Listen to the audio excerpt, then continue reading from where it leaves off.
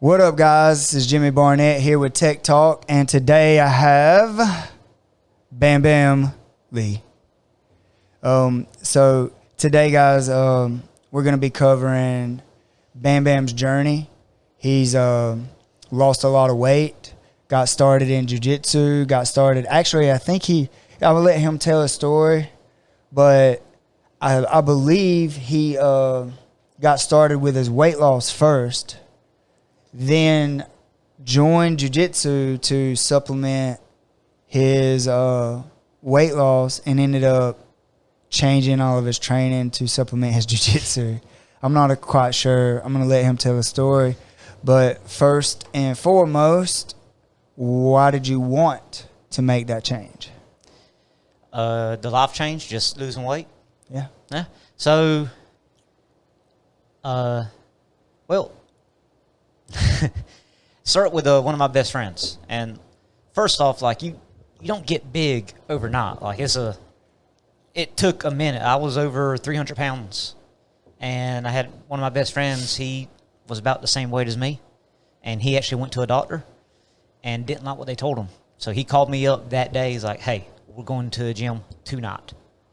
And that's what started. So we started at the gym going 5 nights a week, and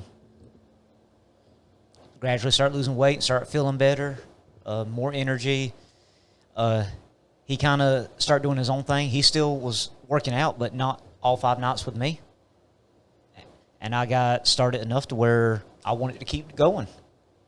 So then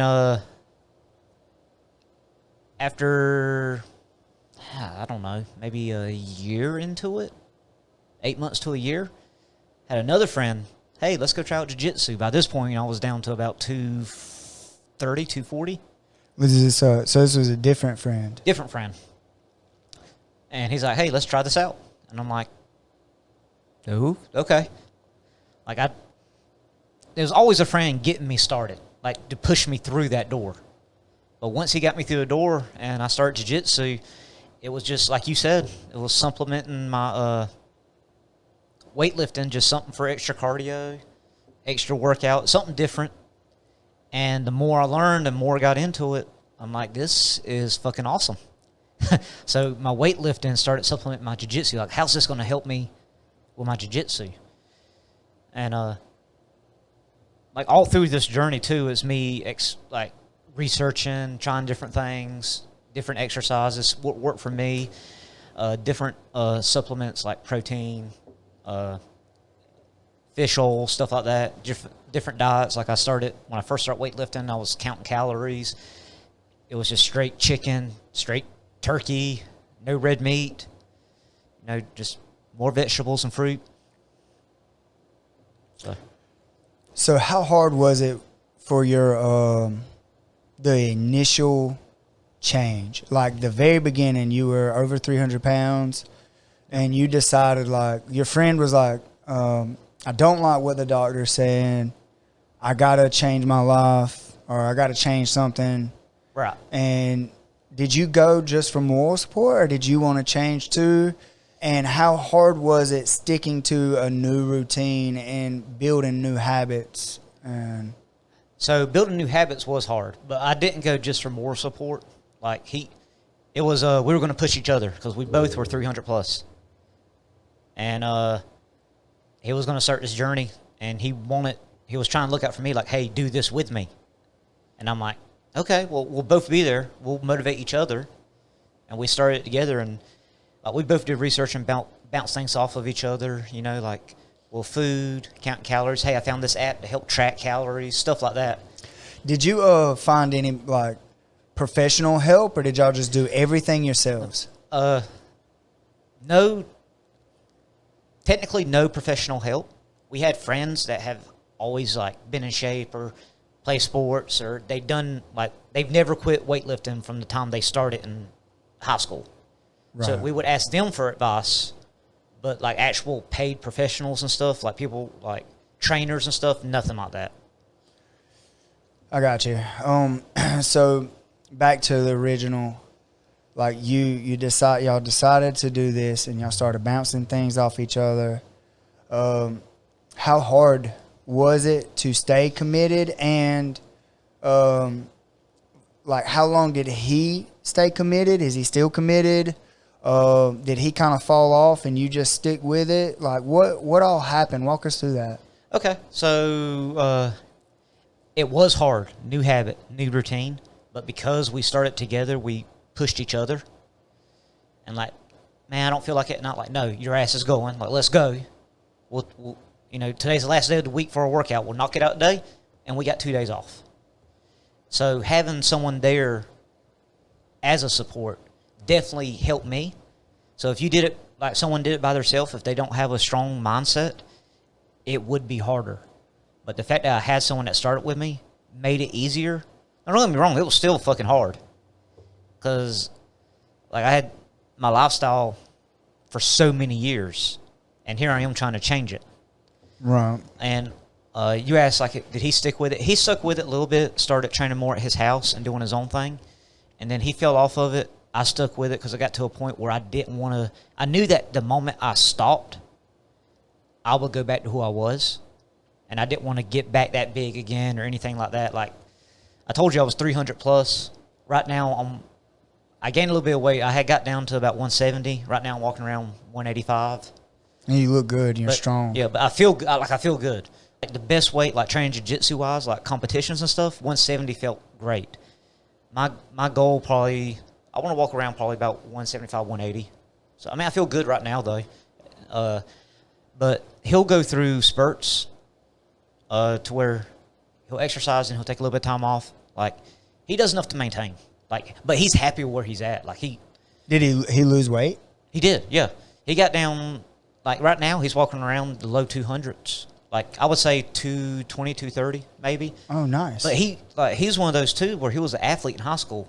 So we had different body shapes. So for him at that weight, he looks good. Yeah. Yeah. Like, if he got to the weight I am now, he would look sickly. Right. So, like, for him, like, he's at a good weight. Yeah. And he'll transition, like, he does, like, he'll work out some, he'll transition off, then he'll go back to it. But with his body type, it's not as drastic. Like, if I took time off, like, I think the change would be more drastic for me if I did that. So I know I have to stay on top of it. You've been consistent for how long now? I probably started this. What's this? It's 2020. Yeah. Good Lord, I hate this year. Yeah. Wonder what we're going to get thrown next. Bro, I'm going to look both ways crossing the street and get hit by a helicopter.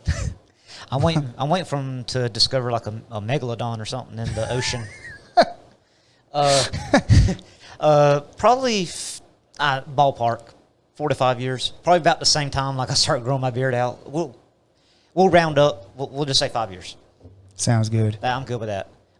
I'm 30. I turned 33 this year. I was in my late 20s, so we'll say 5 years. All right. So starting on staying on the getting started. Oh, probably 4 years because I've been training jiu-jitsu about 3, and I had started working out for a year before, so probably 4 is closer. Okay. Yeah. Okay. Yeah, because you've been with me for 3 years. Yes, Yeah. and I had started weights probably about a year before that, so 4 years probably closer. Okay. So a little over 4 years. Yes. And you're Coach Bambam to us, so you're the man here, sir. So yeah, that before we get too far into how you got into jiu-jitsu and how you started switching your training and stuff, what would you tell the person sitting on the couch that thinks it's too hard, or like knowing how hard it was for you to get motivated and what something clicked inside of you that made you want to change? And what would you tell that person that's struggling with weight and trying to make that change? Like, well, what would be advice from your experience to get them on the right path? All right. So a few things. First, if you have someone that would motivate you, like that will be a big help. But not everyone has that sounding board or that person in their life or persons, people. So I get it. First thing is just get off the couch. Get off the fucking couch. Like, it is hard. Once you get into a certain lifestyle and you're trying to change your life, you're changing a lifestyle and trying to create new habits. It's going to be fucking hard. but the reward is so great. And your weight will fluctuate. That's fine. It's a given.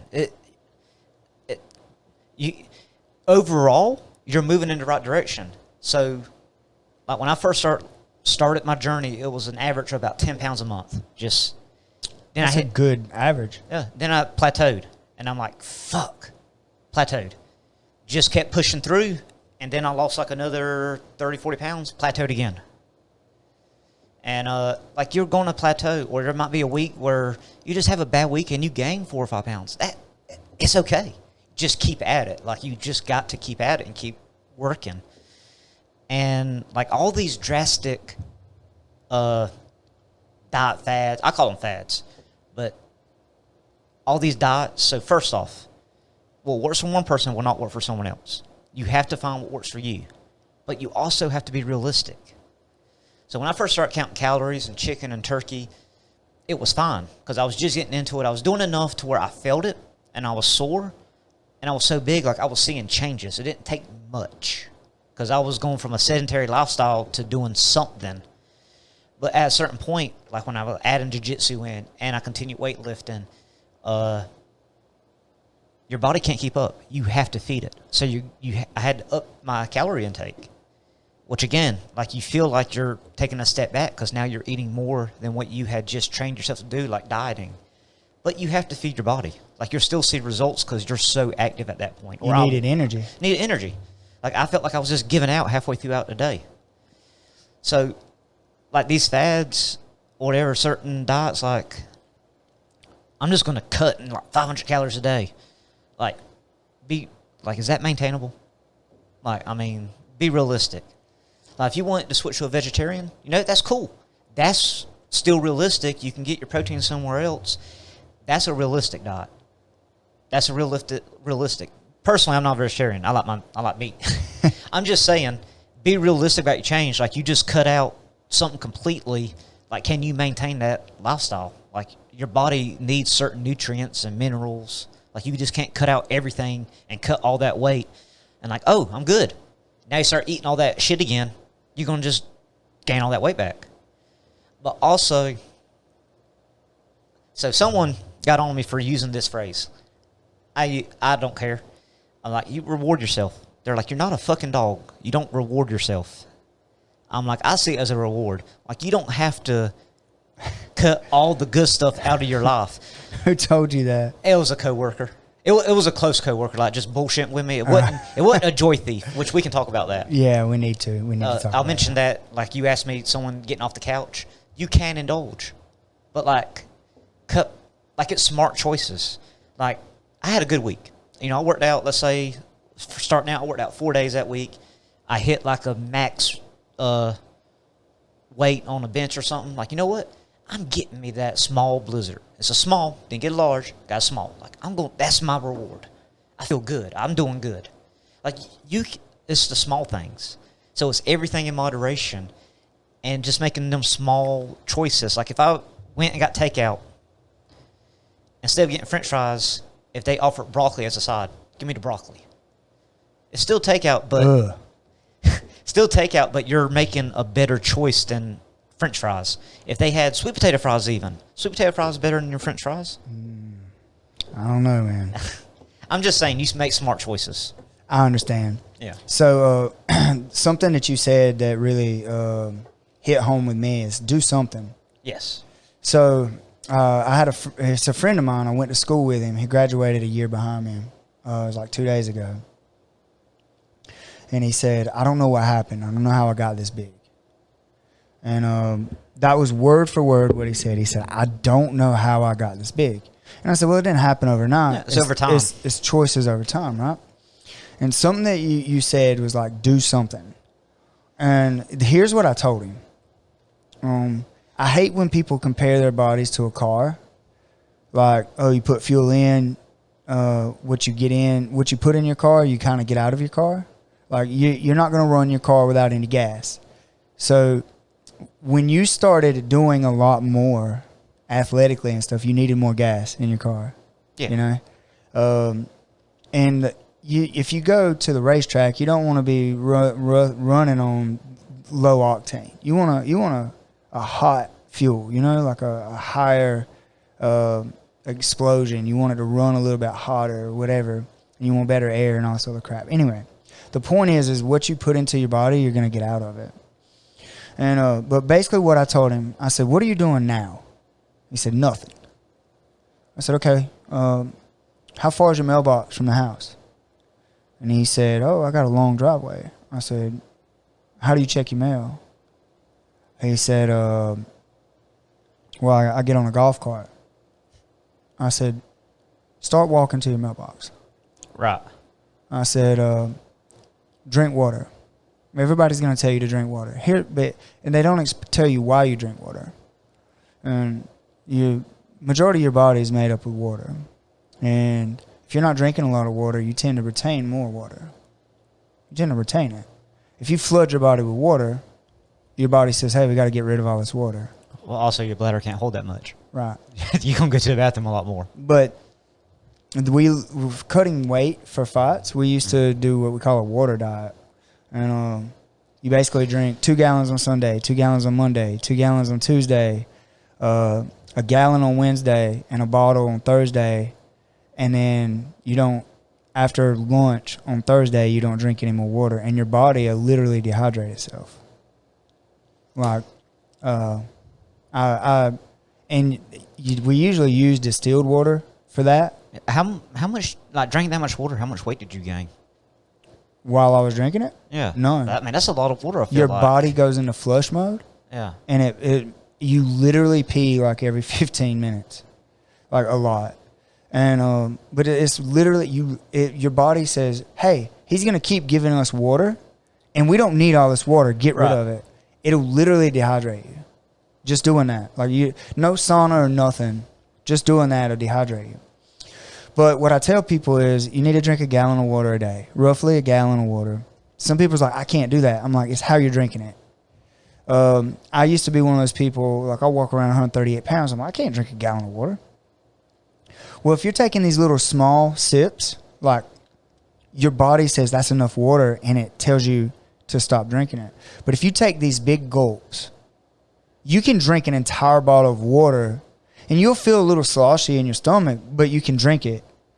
And make yourself drink water. And I told him, I said, start walking to the mailbox. Drink a gallon of water a day. And eat every 2 hours. And he said, eat every 2 hours? That's crazy. And I said, no, you need to.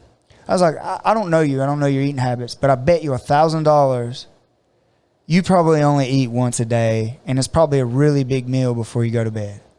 And he was like, yeah. And I said, most big people, that is their eating habit. They go through the whole day and they don't get hungry, or they're hungry but they don't eat until that night. And then they grab a big ass plate of food and they eat it. They sit down and watch some TV and then they go to bed. Going to a food coma. Yeah. And he was like, yeah, you're absolutely right. That's what I do. And I was like, well, you're teaching your body to store energy so that you'll have energy for the next day. How does your body store energy? As fat. So what you need to do is teach your body to use energy as you get it. So by switching and eating every 2 hours, you're going to gain a little bit of weight in the beginning. But after 3 weeks, your body's going to say, hey, he's going to keep giving us energy. We need to dump all this other crap. Right. And then you'll see a ton of weight loss. And I told him that. This guy's almost 400 pounds. He's like 360, 370 pounds, something like that. And I told him that. And like he messaged me the other day and he said, I feel like crap. And it's because he just started. And I was like, you're going to. I said, but when your body realizes what you're doing, you're going to feel so good. And then you can add more. Right. So it's not a sprint. Like if you rush to lose all this weight, you can lose weight fast. Yes. But you're not going to maintain that weight. You're going to gain it right back. But if you build a healthy lifestyle around good choices, daily good choices, you're not going to gain the weight back. You may lose it a little slower than you did than you would the other way. Mm-hmm. But by choosing better things daily, slowly, in 3 years, you're going to be way more healthy than you ever were. Yes, I agree with that. But I will also say this, like, what works for one person won't work for someone else. But the majority, yes, what you just said, I agree with.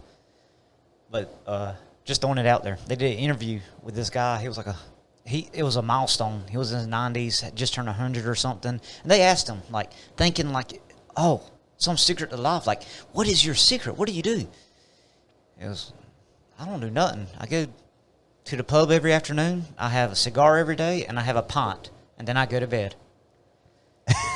He didn't work out. He didn't go to the gym. Like, he had a cigar and a pint every day. But I guarantee you that guy did something, some kind of labor, some kind of something, his eating habits. Like, he probably has a very strict, like... I have no idea. It wasn't the answer they were expecting, so they kind of cut the interview off, kind of cut it short. Like, we can't tell people that. Nah, like I know guys that are 80 years old that still smoke and have smoked since they was like 7. But that's what I'm still under dad's Lucky Strikes or something. Yeah, like their dad was like, "Here, have this cigar, be a man," you know, ride without your seatbelt. But nah, like, but. They all of these guys had like they grew up with like meat, potatoes, and like certain foods that they enjoyed eating, and they lived healthy lives. Right. So I don't know what the secret is, and like I said, each person's different. I can't gain weight to save my life. Like, I have to eat more than your, like, if you ate what I eat, you would be 300 and something pounds. Right. Easily. See, I'm one of those too. Like, I don't like people like you. Like, I look at food, I just gained 3 pounds. Like, I look at a piece of cheesecake, there's 3 pounds. Just gained it by looking at it. If I miss a meal, I swear I'm 149 right now, and if I miss, which is actually good. Like, you want to gain weight. Yeah, I've gained weight. I'm trying to get to. I want to be 165. We need to meet in the middle. Yeah, I want to be 165. But like, if I miss a meal, I'm back down to 144. Just one meal, I'm back to 144. And I don't know why. I don't know why that is. You need to go get checked for worms. I don't have worms.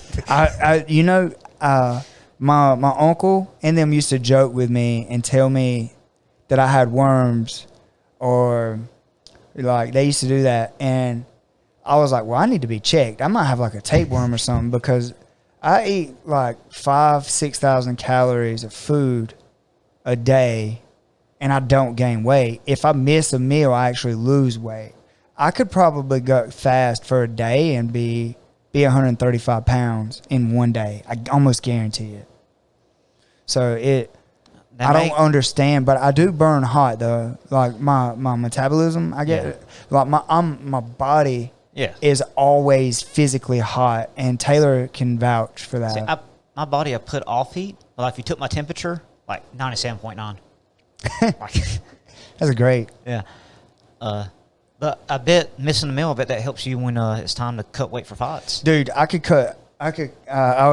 weight sucks. Like, cutting weight is the worst. If you lose weight, like you said, though. Yeah, but you got to get to 125 from 148. And why don't you just fight at 135 then? If I fought at 135, I would be fighting a 160-pound man the day of the fight. Yeah. Like, I think I'm to the point that is part of the reason I haven't fought in like 2 years. I guess 2 years. I haven't fought in 2 years. And that's part of the reason is I'm at an age and at a point in my life where I don't want to cut the weight, and I don't want to fight somebody twice my size. I wish they would just do away with the weight cutting, because weight cutting is a skill in itself. Well, hadn't they come out with new like parameters for weight cutting? Because you talked about the water, loading up on water and dehydrate yourself. Hadn't they done like a new water test? So now they test for IV. Like, people used to dehydrate themselves completely, and then get 2 IVs and have that weight bag and be feeling like you go from not having any water in your body to getting a whole bag of saline. Like, you feel like freaking Superman. Like, I've done that. Like, my last kickboxing match was like that. My first MMA fight was like that. And you feel great. Like, dude, I can't explain it. And now they got these bags that have like nutrients other than just like the saline and stuff. Like they got like don't quote me on this, world, but like they got like the same thing that bananas would give you, like the potassium, and like they have other additives in the saline bag that like I think it's cheating. Like now I say it's cheating. Here's the thing. It's within the rules. Right. So it's not really cheating. And I'm not even an authority on this. Like I haven't fought. It's been 2 years since I fought or whatever. But I hate it because it's like one of those, it's a necessary evil. Because if I don't play the game, I'm going to be fighting someone twice my size. Well, I remember that fight, that last one you had, and the guy missed weight anyway, and he was still bigger than you. Yeah. So, I mean, I don't know. So, like I said, you have that a lot too. You'll have guys take a fight at a smaller weight, and then they'll show up, give up part of their purse, but then they get a win, and they get to go to the UFC because they got this knockout win, but they don't tell the world, like, oh, I missed weight by 6 pounds, 7 pounds. That dude missed weight by 13 pounds, and then like he missed weight by 13 pounds, and then like time of the fight or whatever, he was 20 something pounds bigger than me, which no excuse. I beat that guy easily. But. Well, I was about to say, like, that's a whole podcast in itself. Like, you ended up, they ended the fight, you were on top. Yeah. You were legitimately on top of the guy about to drop some blows on him, and we're just like, no. Yeah, that's what I'm saying. Like, I easily could have won that fight. There's no excuse there. I'm not trying to make excuse. But what I'm saying is you taking a guy that legitimately tries to play within the rules and get to the weight that he agreed on fighting. Then you take a guy we're not in the UFC yet. We're not in Bellator. Yeah. You're just taking fights in these lower level MMA. And they these stretch rules / break rules. Right. And so a guy misses weight by 10 pounds. Well, then the next day, he's 180 pounds. Because he didn't have to cut that last 10 pounds that you had to cut. Or if at 125, I normally take a fight at 125.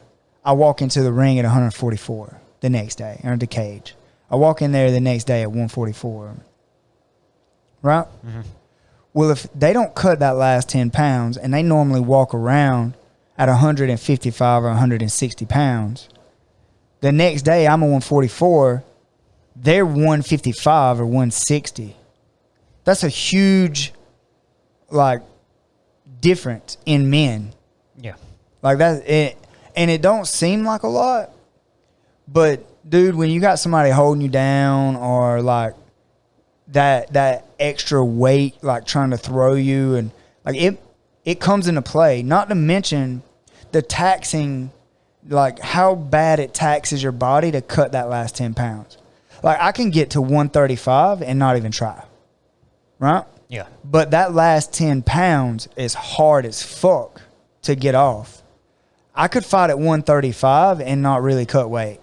Like I could just miss a couple of meals, lighten up on what I'm eating, and be 135, no problem. Have you thought about that, just to get the itch, just to get that? I have, but I just don't want to show up at the age that I'm at and then fight a 170 pound, 160 pound man. You know, like I walk in 144, 143 in a 125 pound fight, and at 135, I'll be fighting somebody 155, 153, 155, 160. So obviously, I feel like my skill set me leaps and bounds ahead of them, and I'll still have an advantage. But it's not something that I'm really wanting. I get that itch all the time. I want to compete because I'm a competitor, but at the same time, kind of common sense kicks in, like, yeah, whatever. Anyway, back to what? Go ahead. I was gonna say, maybe look into like combat jiu-jitsu. That way you get to get slapped around and compete and do jiu-jitsu. Yeah. I don't know. Yeah, I probably will do some combat jiu-jitsu for sure. Yeah. Steven and I was talking about it. It's different for sure. Right. But at least, like, I mean, it takes a certain kind of person to want to get hit, to be hit. And I feel like that would feel that itch, like combat jiu-jitsu getting slapped, you know? So I'm going to be honest with you. I'm one of the weird ones. I enjoy it. Right. So I talk about this all the time with people. You have people that say they like to fight. They're like, I like to fight. I like it. And then you have people like me, and I don't care. I always tell these people, let me back up. They say I like to fight. And my response usually is, you don't like to fight. You've always won your fights. You like to win. Yeah. You like to win fights. You don't like to fight. You like to win. And that's what separates me from a lot of people is I like being challenged. Like, I don't mind being hit. It brings something out in me. Like, I'm like, yeah, let's do it. Like, yes. And I know that sounds crazy or whatever, but that when somebody hits me and it's a good shot or something, you'll see guys smile and shake their head like, yes. Yeah. And sometimes they do that because they're hurt, but sometimes it's truly like let's go. Yeah. And that's me. I enjoy that. I enjoy like being challenged. I enjoy it. Right. And obviously I don't enjoy just getting the shit beat out of me and losing. I don't enjoy that. But I do enjoy like the fight. Right. I enjoy the challenge. I enjoy trying to impose my will on someone else. And someone catches you and it wakes you up and you're like, oh, we're doing this. This is what we're doing? Let's do it. It's like, let's go. Like, yeah, that's why I'm here. And with that is someone who likes to fight. Obviously, I don't want to sustain any injuries. I don't want to have TBI. I don't want to have lifelong injuries. But I truly enjoy that.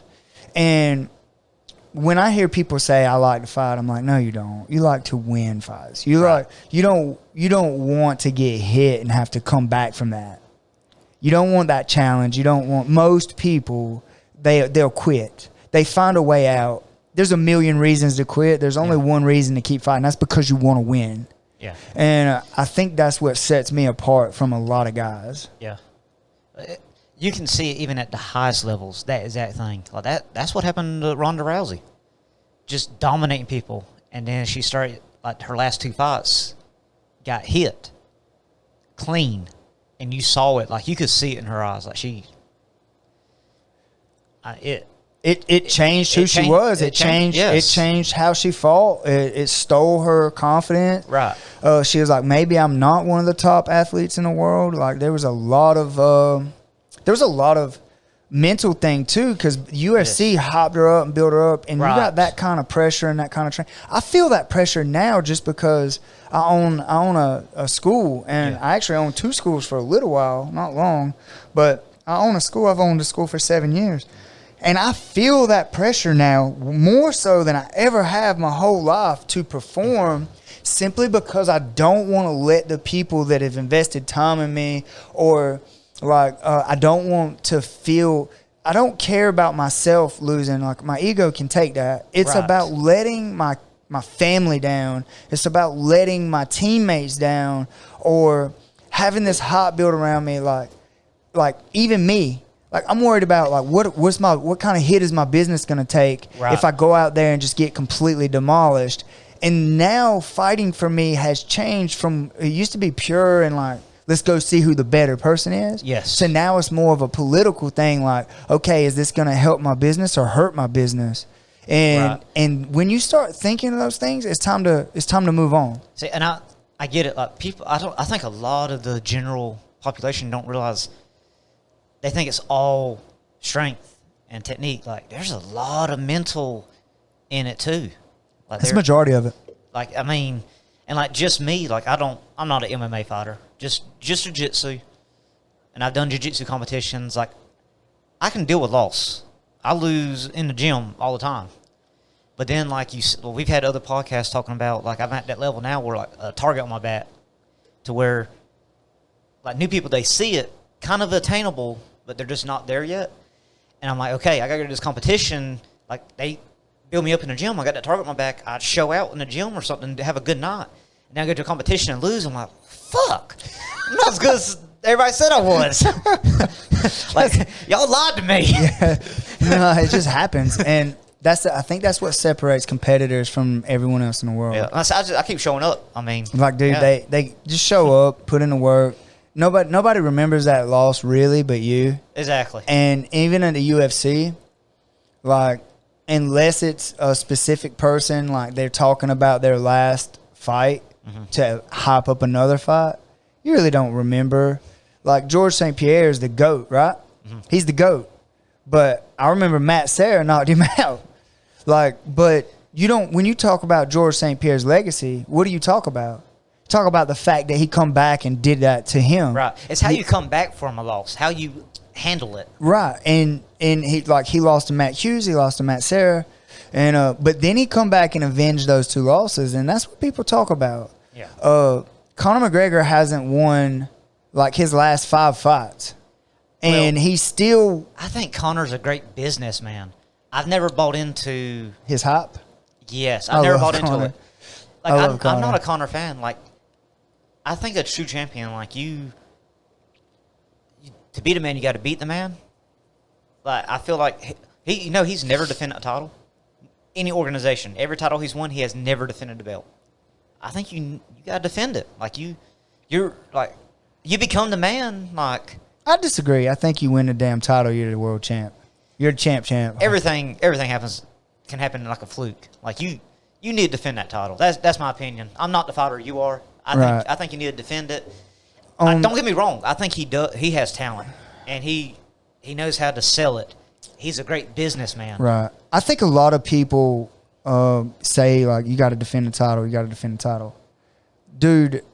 You win that title at that level, you done it. Now, defending it is impressive, and being able to defend it is impressive. But once you win it, you won it. I think he should defend his belt, or should have had to defend his belt. I truly do. I think the defense says a lot about your character, too. Being able to handle that pressure of, oh, shit, I got to do this again. Yes. And the champions, man, they got to fight nothing but number one guys. Yes. They're all the number one guys. They got to constantly fight on that level. You can't hide now. You can't pick the easy fights to the title. Right. Now you're like, okay, now who are you? Right. That's where I'm coming from. Oh, I get it. Yeah. I get it. But in order to get that title, he had to beat the guy that beat all the other guys. And like Jose, bro. Yeah. Like he told everybody in a video, like 2 weeks before, like, this is how it's going to play out. And then he was practicing that in the warm-up room before. And he said, I knew it was going to come, just didn't realize it was going to come so quick. And it was the same, like, little thing. Yeah. And don't let that... like that is freaking impressive. That's what I say. Don't get me wrong. Like, I would just like to see him defend a title. I think he does have talent. I think he makes smart choices as businessman, money fights. But he has talent. Like that fight he had, what was it, Eddie Alvarez? Yeah. Like, he won that fight. And Eddie dominated everyone. Yes. And he beat that dude. Beat him. Walked over him. Yeah. Yes. And you're talking about up in weight. Yes. You're talking about fighting someone that has already cleared out the division. There's no denying his skill. Yes. When he went up to Nate Diaz weight, 170. Yeah. Right? Wasn't that what it was, 170? It was like catch weight at 170 for both of them. Because people talked about how much bigger Nate Diaz was. Like, that was both their walking around weight. It wasn't that much of a difference. Nate walks around heavy, bro. Well, he had just... Nate walks around heavy. He had just done, like, a triathlon. Yeah. He wasn't... But you talking about he's giving up, like, he had to gain weight to make weight. Like that, he had to gain. And so I respect it. Yeah. But damn, dude, like for him to lose the way that he lost, come back and beat him and avenge that loss the way that he did. I want to see it ran again. I don't. I do. Here's why I don't. Anything that if Conor took that fight again and win or lose, like he's not gonna walk through Nate. Like no one walks through Nate. But I feel like a lot of people, because they're both draws. Yeah. And he takes money fights. Right. That's a money fight. It is, but that's what I'm saying is like I feel like Conor should do some shit back at his other weight and Wasn't there talk of him going back to boxing again? Well, I feel like he needs to rebuild like where he come from, his like 45 or whatever. Like I feel like he needs, or 55 maybe, 55. I was gonna say 55. You saw the pictures like when he went to 45, he was sick. he looked sick. Yeah, so like 55. 55 I feel like he should weight. go to 55, beat up some guys, gain the title, keep the title, like whatever. I feel like he should go there and reestablish his legacy, reestablish his name as a dominant fighter, as somebody that's still competitive, and then start back with his money fights and his big things. Because right now he's kind of hurting his legacy by taking these fights that are way heavier than what he fights at, taking these boxing matches, like taking these things that he's losing at. Well, he hadn't lost like his last 5. He beat Cowboy, which I hated. I'm a Cowboy fan, but I kind of knew it was going to play out. Like Everybody did. I'm a huge Cowboy fan. Like you getting it? You getting the pay per view? I tried to talk it up too. I'm like, man, Cowboy's going to win. I want Cowboy. I wanted him to win, but I'm like, I'm not buying the pay per view. I know what's going to happen. I don't want to see one of my heroes get knocked out. Yeah, dude, I'm such a Cowboy fan, and I was just like, damn it, Cowboy, come on, man. And I was hoping that Cowboy would try to. Conor's fast, dude. Yeah. And I was hoping, and Cowboy's a slow starter. Notoriously slow starter, yes. And I was like, if he makes it to the second round. Till the second round where he starts getting off and starts finding his range, and he has a chance. Yes. But I was like, he's such a slow starter, and Conor's such a fast starter. And he finds that home, man. Like, I called it, but I didn't want to. I was like, damn it, I want Cowboy to win, but it's fuck Cowboy. Like, damn it, Cowboy. Like, practice coming out and banging, bro. Like it's so hard, though, to get yourself mentally ready for that. Like, keeping that distance, dancing around until you're loose. I mean, it's hard, man, especially at that level. If you don't... It's so easy to say it sitting here in a room. I was about to say, but if, like, you're notoriously slow, you don't wake up till you get hit. Shit, how when your cornerman punch you, get slapped. Like, wake up.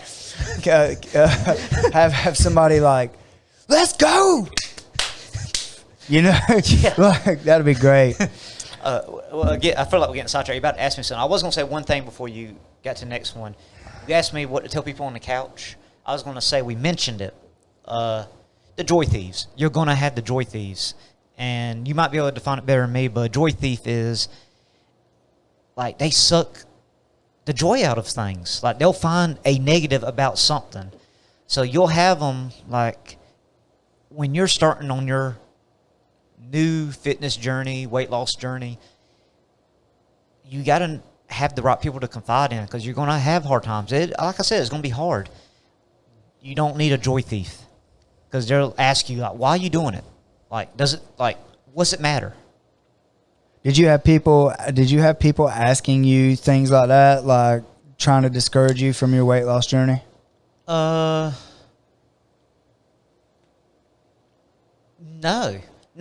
The closest I came was I had people that thought I wasn't serious about it, and they would like kind of like prod or make like jokes like, "Oh, you still going to a gym?" Kinda, you know, like still losing weight. Like, you quit yet? Like a roundabout way. Yeah. But never like straight out asking me what are you doing? Like, what's the point? They did a roundabout way, thinking maybe I wouldn't stick with it. So I'm not trying to put your business out there, no, but I do remember like someone at work or something talking about the people around him. Yes. Yeah, we had this conversation. So I had a coworker. It was after I had gotten my journey, on my own journey. This was probably, I want to say it's about a year ago, wasn't it? About a year. Yeah. I want to say last summer sometime. So anyway, this guy, he out of shape. He's had medical issues. He walked around with 2 canes. I'm not going to say no names. Right. I don't Yeah, want yeah. So, but he started working out, got better, started walking around with just 1 cane, you know, slowly improving. And I made conversation with him. We left the gym at the same time one day because where we work at, there was a gym facility. And I was like, "Hey, man." And we happened to have like a training class together. I'm like, "Ain't your name so-and-so?" He said, "Yeah." I'm like, "Hey, now I remember when we had that class together, I see you lost some weight, man. Like, you're doing good." And we had a conversation, you know. I told him, like, "Hey, you have any questions?" Because I was a little bit ahead of him. Like, I saw where he was because I was there, given I didn't have the same medical problems. Right. But I'm like, "Hey, you got any questions? Ask me." And then a few months later, he actually sent me an instant message and was like, "Dude, you don't know what that meant to me. Like, I was talking to someone else, like someone I thought was a friend, and they put me down so bad, like asked me what the fuck I was doing, and it ain't worth it. I'm just going to gain all this weight back. And the talk I had with you, like, it picked me up. Like, thank you."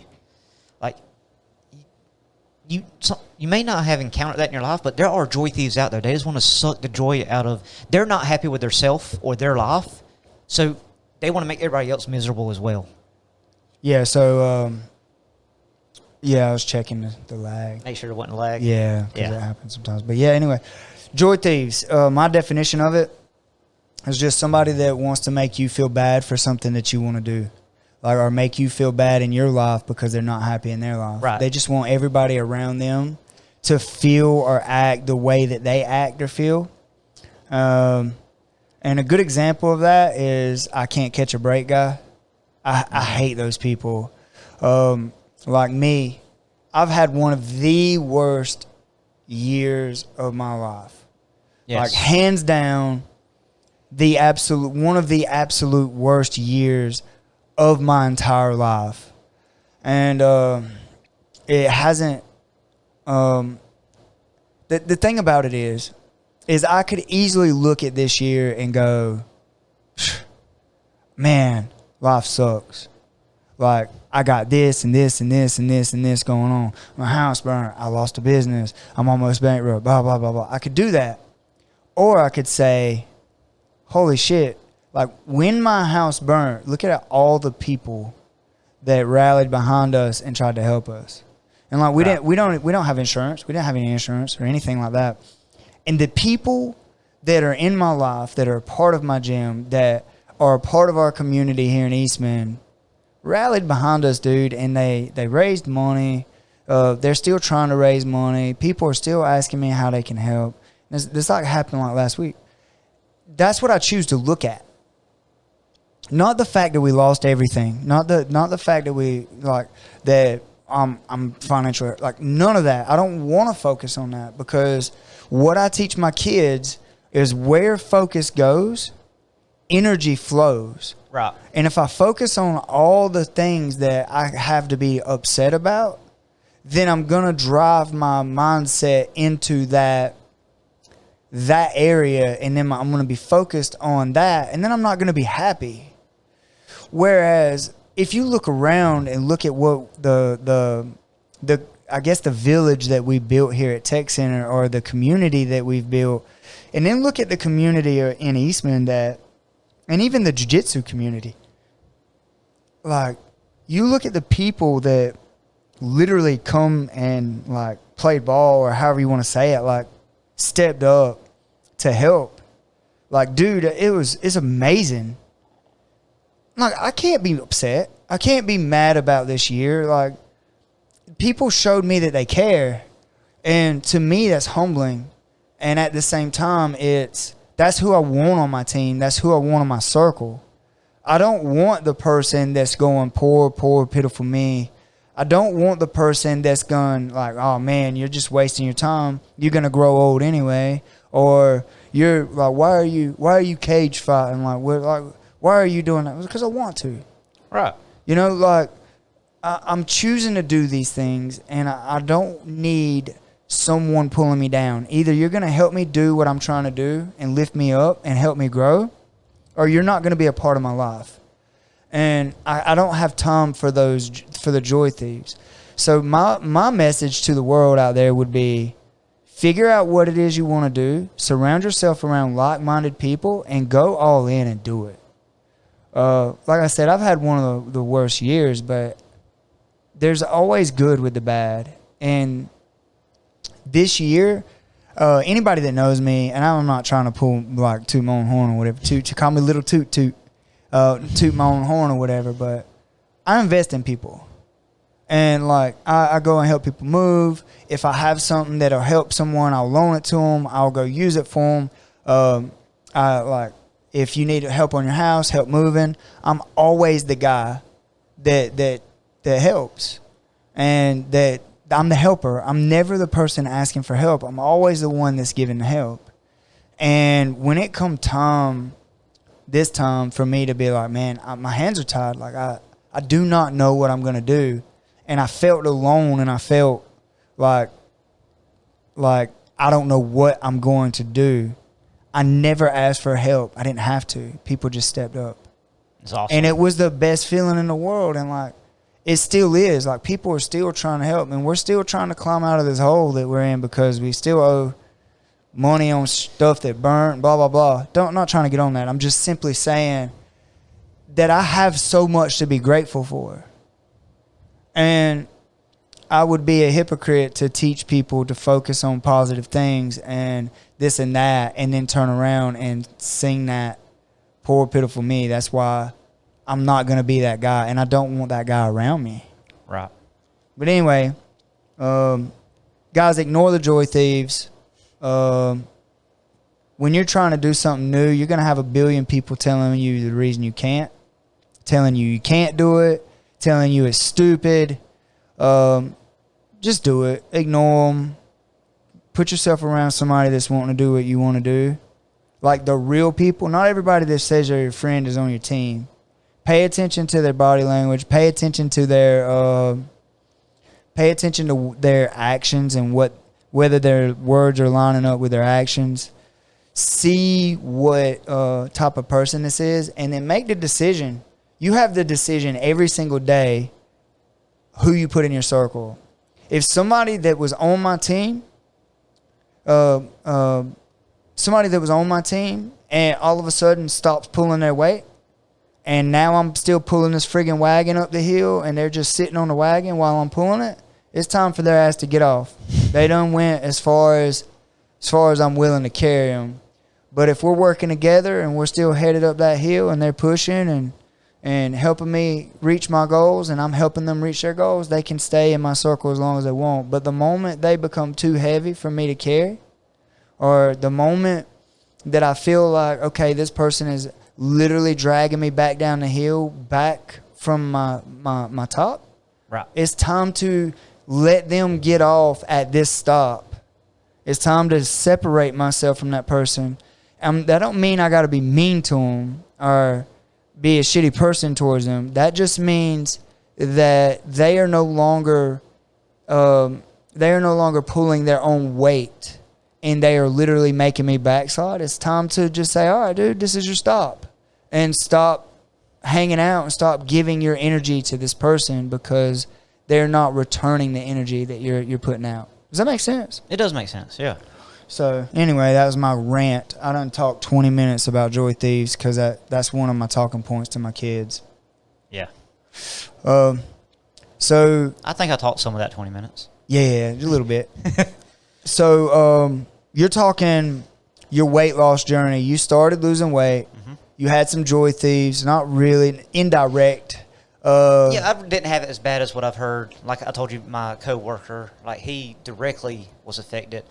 Mine was more along the lines of some of the friends I had never seen me like this active or this physical, and really wasn't confident or didn't know if I would stick with it.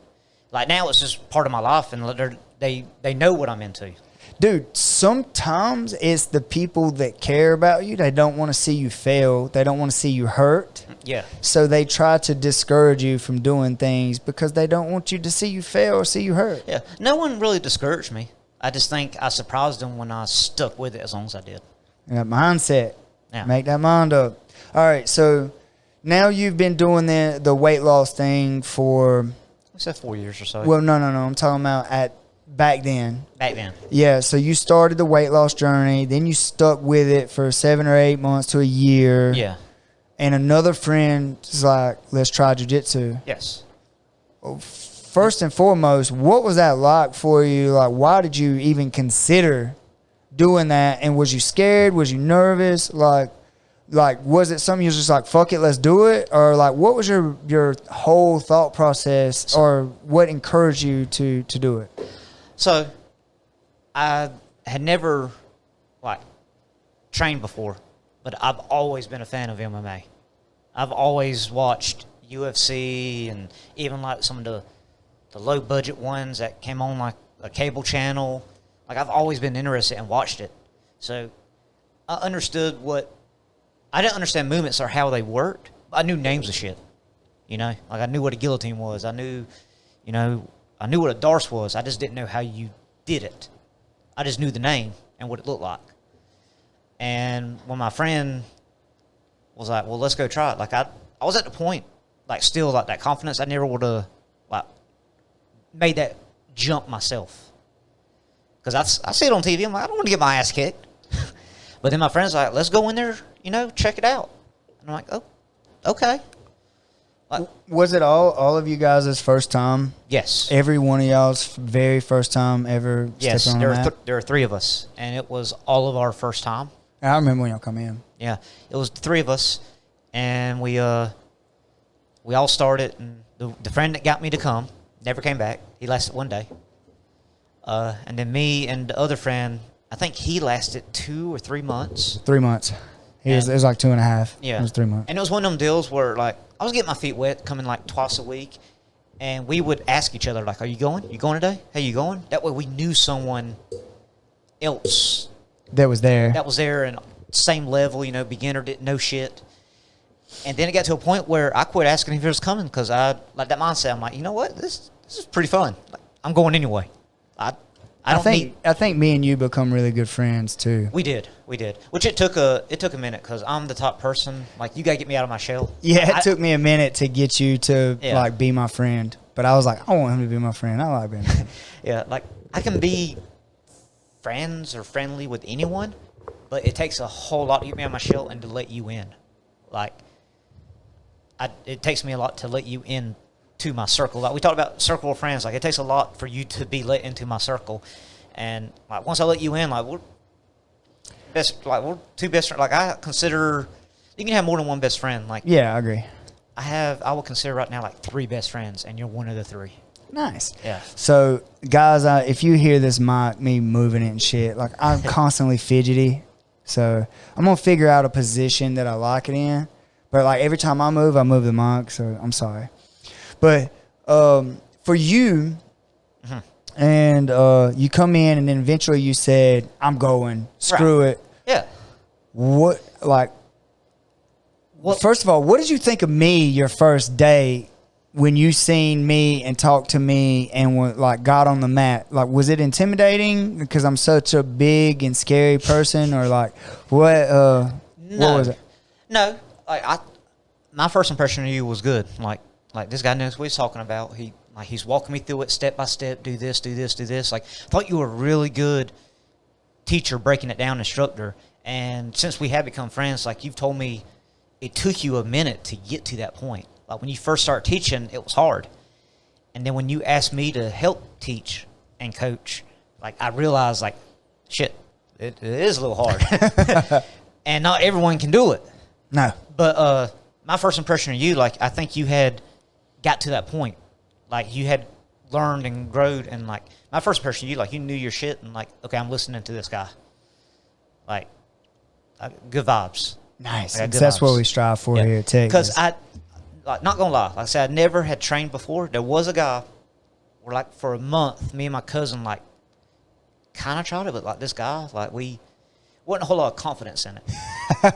We talked about this before. Like, yeah, you know who I'm talking about? Yeah, you can call him out. No, I'm not calling anyone out. I'm not that you guy. can call him out. No. I'll call him out. But anyway, we didn't. Just kidding. Not a whole lot of confidence, and like I'm like, no, okay, and that was kind of too what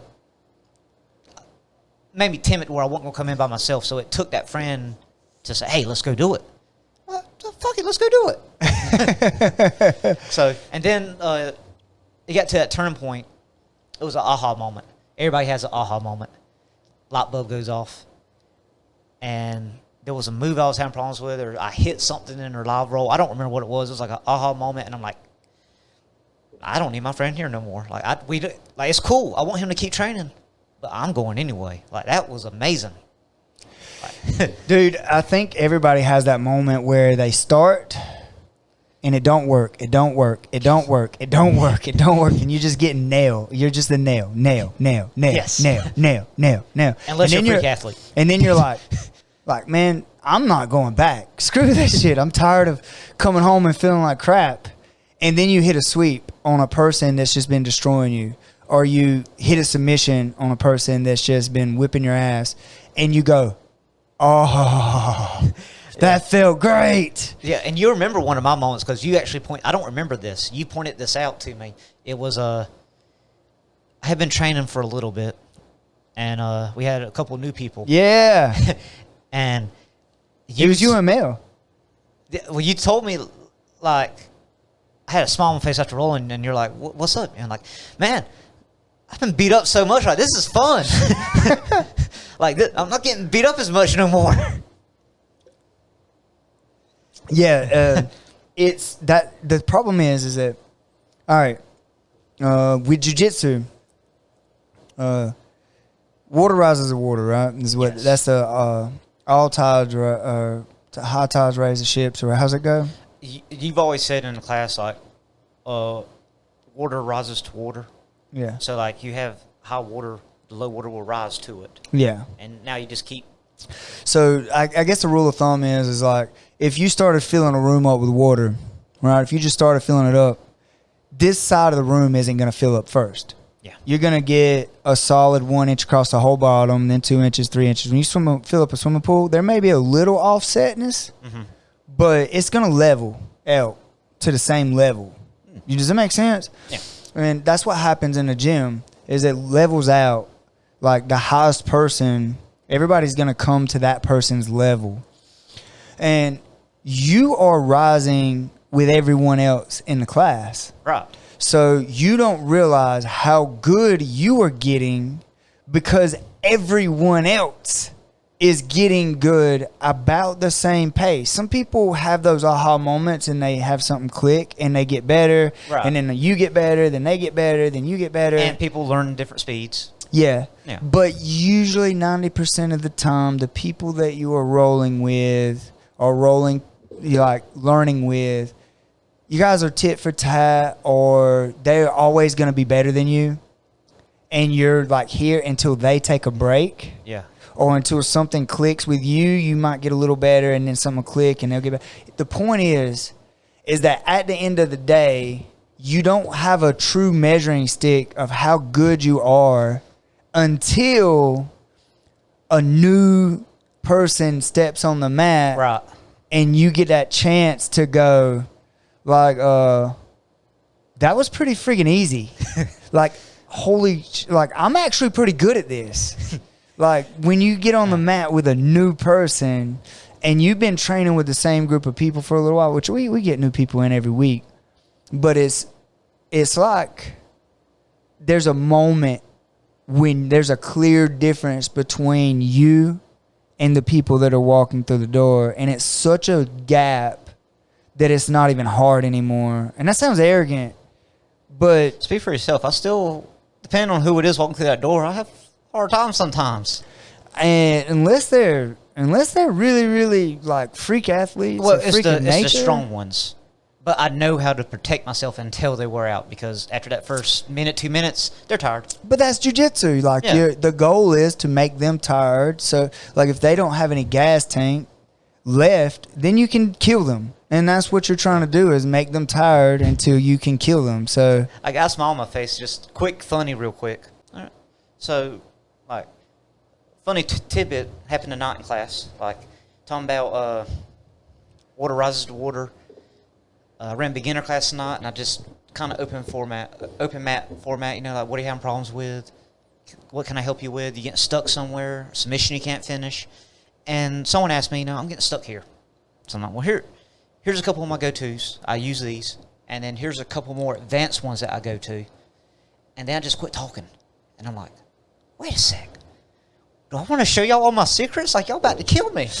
What am I doing? And they all just stared at me.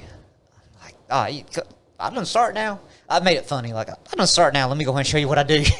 that's great. It'll make it harder for me. I'll have to go back to square one. Yeah, dude, and that's what I love, is like I don't hold anything back from my guys. Right, I showed them all my go-tos.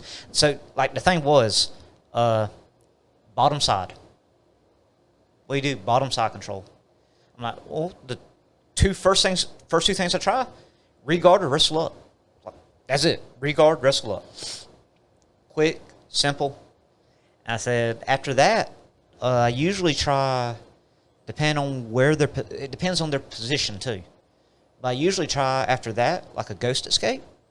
Yeah. Or triangle from bottom, where if you can get them down lower on your hips and get your leg around.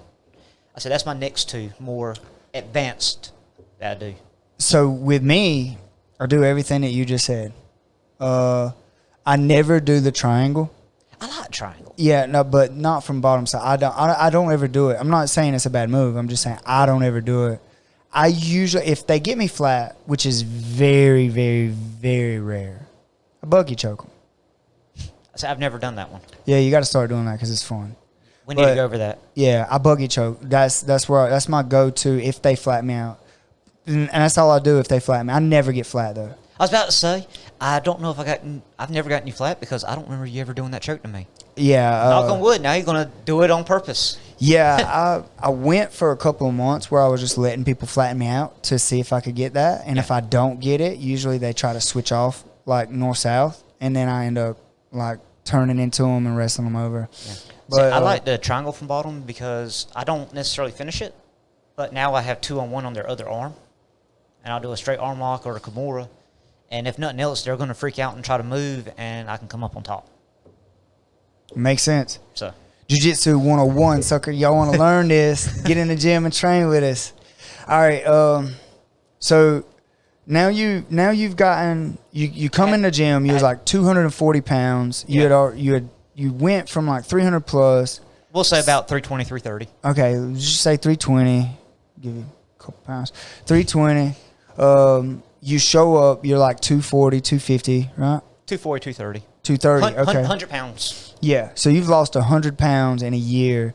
Yeah. And then somebody talked you into doing jiu-jitsu. Yes. You were a huge fan of UFC and MMA. Yes. I got you into jiu-jitsu. You walk through the door. You see me. You said, man, this dude seems cool. He seems knowledgeable. He's teaching us, walking us through things. It's not like the other experience that I had. That I wouldn't even count because I didn't. And you find some success, and then you start showing up. Mm-hmm. And over that period of time, you become one of the mainstays in the gym. Well, like, it was a slow transition. Like, it may sound quick. I've been training jiu-jitsu 3 years now. I started only coming like 2 days a week. Then it transitioned to maybe like 3 days a week, which was off your recommendation too, because like first starting out, you're working muscles you didn't know you had. Like you are sore. Yeah. Because there's strange movements that doesn't make sense until you start training, and then you're like, oh, this makes sense. So it's good. It's good. Yeah. So when you start training, it makes sense. But first starting out, like, what is this? But I went from 2 days to like 3 days, and then I started making transition like 4 or 5 days a week, and my weightlifting changed. And then I'm here now, like you said, like one of the mainstays. Dude, we're so grateful to have you. Like, I don't know if you know like how important you are at this school. So like you are completely 100% the kids coach now. You're changing kids' lives. I come in, I'm the cool fun coach, and you're the disciplinary coach now, which is weird. It's very weird. Because I was that guy like, hey, what are you doing? Stand up. Yes, sir. Yeah, very weird. And I was the laid back one. Yeah, and now. Like, come on, buddy. And now every time, like, what you say? Yes, sir. But teaching them discipline, teaching them, how to stand tall, make eye contact, speaking clearly. It's a process. Yeah. Anyway, so now you're a mainstay. And now you're supplementing your weightlifting to make you a better competitor? Yes. So I still, like my body, I still have like fat. I consider myself chubby. Dude, hold on. I'm going to stop you there. Just so the world knows, I've never lifted weights in my entire life. And then I started lifting weights with Brandon Grimes in the mornings for like 2 months. Yeah. And then I quit because he had to go to work early. It's like 4 o'clock in the morning lifting weights. Yeah. And for me and the way my lifestyle just wasn't sustainable. Right. But the next time I lifted weights, I was with you, and you're like walking me through these things and actually helping me. You've been lifting weights for 4 years now, and you have like invested all of this time, like study, blah, blah, blah, to get good at it. I was looking. Decent. Yeah. Well, I was looking at you today, and the Bambam that's in front of me today is thick, like strong and muscular, like Bambam. I think it's more just like my midsection, but I understand, like, I don't ever expect to have abs. I was that big. I got like loose skin. Like, it's one of the drawbacks, but I'm fine with that. Dude, I'm telling you today, like seeing your thighs and things. I sound like I'm like checking you out. Yeah. No, but I was just looking at you and I was proud. Yeah. Like I see you were sculpting your body, like you were building yourself into, and I was feeling down today. Like I'm trying to cut back on sugar. And I was crashing, and I didn't realize that I didn't realize you go through withdrawals from sugar. Sugar and caffeine, just like a drug, you go through withdrawals. Yeah, and I realize that now. Like, makes sense. Headaches. Yeah, it makes sense. Like I just never really thought about it, but like I was feeling crappy, and I went over there, and I was like, you was working out, and I was like, man, like you truly did a 180 from where like. Even the person that I met at 230, 240 pounds, yes, to now, I wouldn't be scared to say in 2 years, like, you are going to be a freaking monster athlete. Like, you're going to look like everybody's going to look at you and go, damn, I wish I could look like that. I wish I could do that. Like, I truly see that because I've seen the progress today. Well, we'll see in 2 years. Yeah, I seen the progress today, and I didn't tell you that, but it was proud. I felt pride in seeing, like, what you have accomplished. And it was cool to look at it. It was cool to see that. And I don't know if anybody's told you that, but it was very freaking cool to see, like, I was looking at you and, like, your shoulders are bigger, your thighs are bigger, you have muscle tone. And then, like, when I'm rolling with you, you're super technical and you have grip strength now. Like, you didn't, no offense, but you were soft as shit when you got in here. Like, you didn't have grip. I would have told you that. Like, you were soft. And now, like, you grab me and I'm like, oh shit, that's his now. I gotta move around it, you know? Well, thank you, sir. That's a huge compliment. I'll take that. not just jiu-jitsu, but the weightlifting complement, like sculpting, talking about surround yourself with like-minded people. My other 2 best friends have both said the same thing. Hell yeah. So all 3 best friends are on the same boat. So Hey, that's what I'm talking about. And then, like, you're doing that for me. So, like, what I done for you in jiu-jitsu, you're now doing that for me in weightlifting. Like, I got up the other night. I couldn't sleep. Guess what I did? lift the weights. I lifted weights. I've never done that. And I went up there, and I was like, well, I missed this day, and I missed this day. Right. And it's one of them things you don't have to have someone else. Once you learn something, like some basics, like jiu-jitsu, yeah, there's some drills. There's some solo drills, solo movements, routines. But like actual training, like it helps to have a partner. Yeah. Weightlifting, you just go in there and do something. Just move some weight. You're moving heavy shit. Just move it around. And so that goes back to what we were talking about earlier. Just do something. And I made a rule for myself. Every time I go to the kitchen, I do 10 push-ups. Great rule. I used to do 5 pull-ups every time I went to the bathroom. Yeah, I don't do that anymore. I've gotten off of it, but I need to get back on it. But I've done that for years. Like, I had a pull-up bar in the hallway, and it's 5 pull-ups every time I go to the bathroom. It's 5 pull-ups every time I open the refrigerator. 10 push-ups every time I walk into the kitchen. Nice. So, and I've done that for years. But here's the thing. Like, if you don't do anything at all, and then you just add a rule, like, every time I go to the bathroom, I do 10 push-ups. By the end of the year, how many more push-ups did you do than before? A lot, right? Then it's not a drastic change.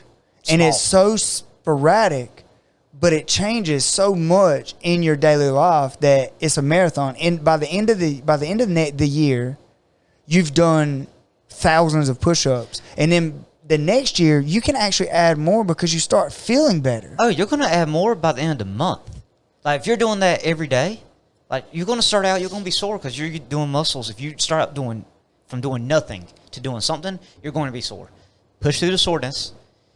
And by the end of the month, you're already adding more push-ups because you're already doing something and stronger. But you asked me about lifting weights, my goal now, like with jiu-jitsu. Yeah. I'm still just sculpting my body. I want to change more fat in the muscle. But not just that. I don't want to be one of them guys just, I can't wipe my own ass. So, got to stretch. Got to stretch. So, I'm not trying to, like, break any records or be like a power lifter. I lift heavyweight's relative. I lift heavyweight for me what I think I need as high as I want to build up to, and then I'm just worried like the reps too, and also jiu-jitsu like competitions. I told you I wanted to start moving towards like some of them do open weight, move towards that. So weight isn't as big of an issue, but I feel like if you match against someone. Same technique, same skill level. Strength is going to play a part in it. Yeah. It does. I mean, we focus so much with technique, but you run up against someone that has just as good technique as you, you may have to explode. And when I competed at 185, I felt weaker compared to them. Yeah. I felt like my skill was there. I had technique, but I felt weaker. Now, when I competed at 170, felt phenomenal. Like, I felt on the same playing field. Dude, I always feel weak. Yeah. Like, I always feel like everybody's just way stronger than me. And maybe not, but I do.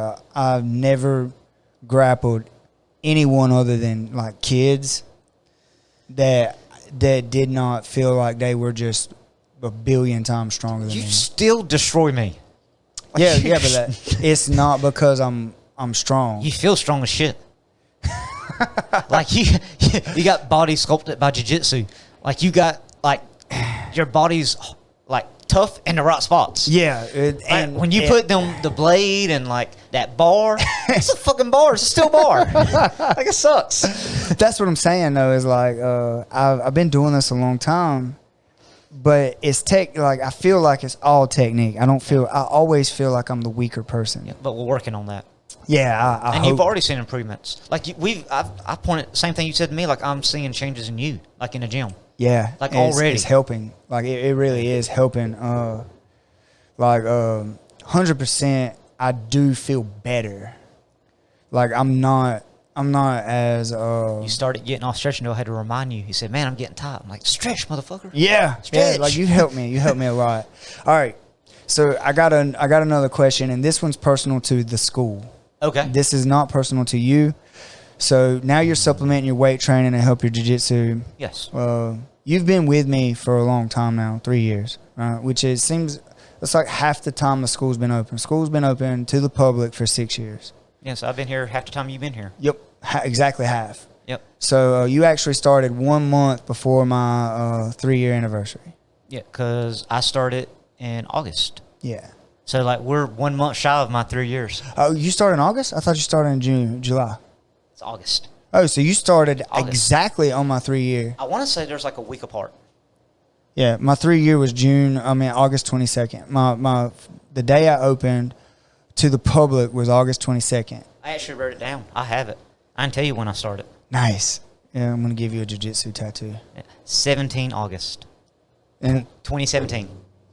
nice. And it's 2020. It is. Yeah. So August 17th to be 3 years. Yes. So Does that mean- August 22nd will be 6 years. Oh, remind me after we get off, because I'm not going to drop her name. We have a kid, one of the ones that moved up to adult. Her birthday's in 2 weeks. So not this Monday, but the next Monday. Nice. And she goes, "Y'all have not given me a birthday gauntlet since I've been here." I'm like, "You're getting one this year." I know who it is. We'll talk about it. Yeah, I know who it is. That's awesome. So you've been with me for half the years at the school. We have went through some changes here at the school. We were originally under Matt Serra. Then we went under American Top Team, under Wade Rome, Cameron DeVille, Wade Rome. And now we're transitioning to 10th Planet, Stephen Aiken.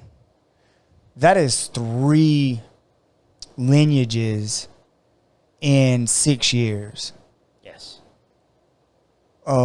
There's a question of loyalty, and there's a question of circumstance, and there's a question of, like, what the hell is that school doing over there, and why is it so whatever? Like, So what's your question?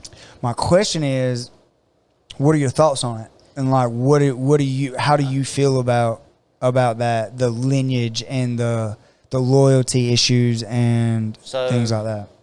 From all the different stances, like from outside looking in, from Yeah, where I'm at everything. You're like, now. yeah, everything. I want Okay. all of it. Outside looking in, yes. Someone's going to like, what the hell's going on there?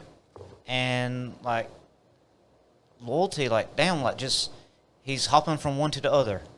But they don't know all the backstory. Me being here, I know all the backstory. And some of it is just, it's one of them things, like you said, like, this past year has been hard for you. Like, it seemed like some of the circumstances, like, it was just, like, crazy how some of it worked out. And some of it was just plain stupid. Like, I'm not going to throw out the details, like, 1 or 2 things like that, that's just stupid. Me being here, I enjoyed 2 of the 3 lineages. The lineage that we were first under when I started, never had a problem with it. I still, like, I thought there was good people over there, still do. Yeah. And I think it was just someone on the outside that moved in. Yep. That it was a sour taste, and you know. So I'm gonna put that out there. That's your business. Yeah. So I got my I've been training. I traveled and trained. So I traveled and trained with several schools. I got my start with several schools, and I have a sense of loyalty to all of them, and nobody ever claimed me. Still got camera on me. My bad. Nobody ever claimed me.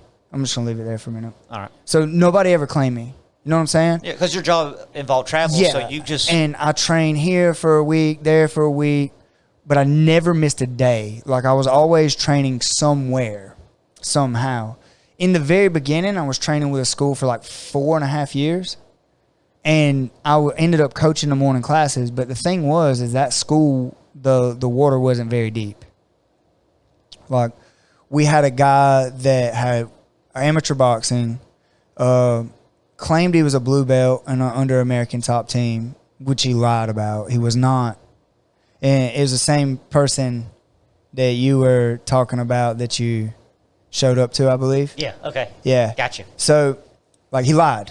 It was a lie. And he was a damn good cardio coach. It might as well have been CrossFit. Like, it might as well have been CrossFit. Like, there was some... I couldn't argue that. Yeah, there was some striking and there was some grappling, but it wasn't technical at all. You know, but I'm grateful for it now. But I wish I could have invested that time in a legit school because my career would be so much farther. Right. But anyway, so then I changed to a different school for a couple of years, and then I started traveling and training. And that's when I really started getting really good because I realized when I started traveling and training, like the first 2 schools I was a part of, they weren't on the up and up, I guess. They were one of the schools, the second school I went to was way better than the first. But it was still lacking in the new, like, breaking things down and stuff like that. Yeah. Then Frank Mullis met me. And Frank Mullis was under Matt Serra. And I went to a school and trained there. I was working out of town for almost 3 weeks, 4 days a week. I went and trained at their school. And I had been training for a long time, and I was a white belt, and I was going, like, I was rolling with all of their guys, and I was doing well. And Frank was like, "You're only a white belt?" And I'm like, "Yeah, I didn't even have a strap on my belt."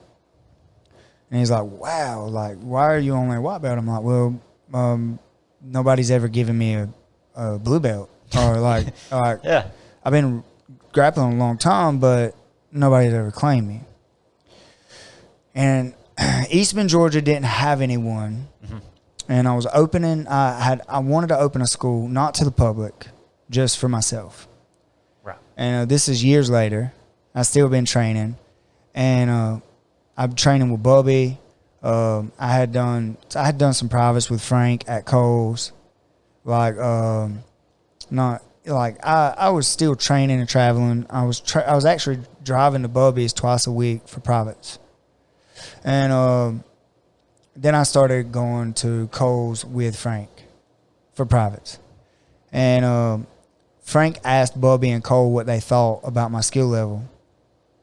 And they all agreed, like, according to Frank, I wasn't there for that conversation, that I should get a blue belt. Mm-hmm. So Frank gave me my blue belt. Yeah. And it was the first person that belted me. And I was like, well, this is my lineage. Then 2 years went by. I got my purple belt from Frank.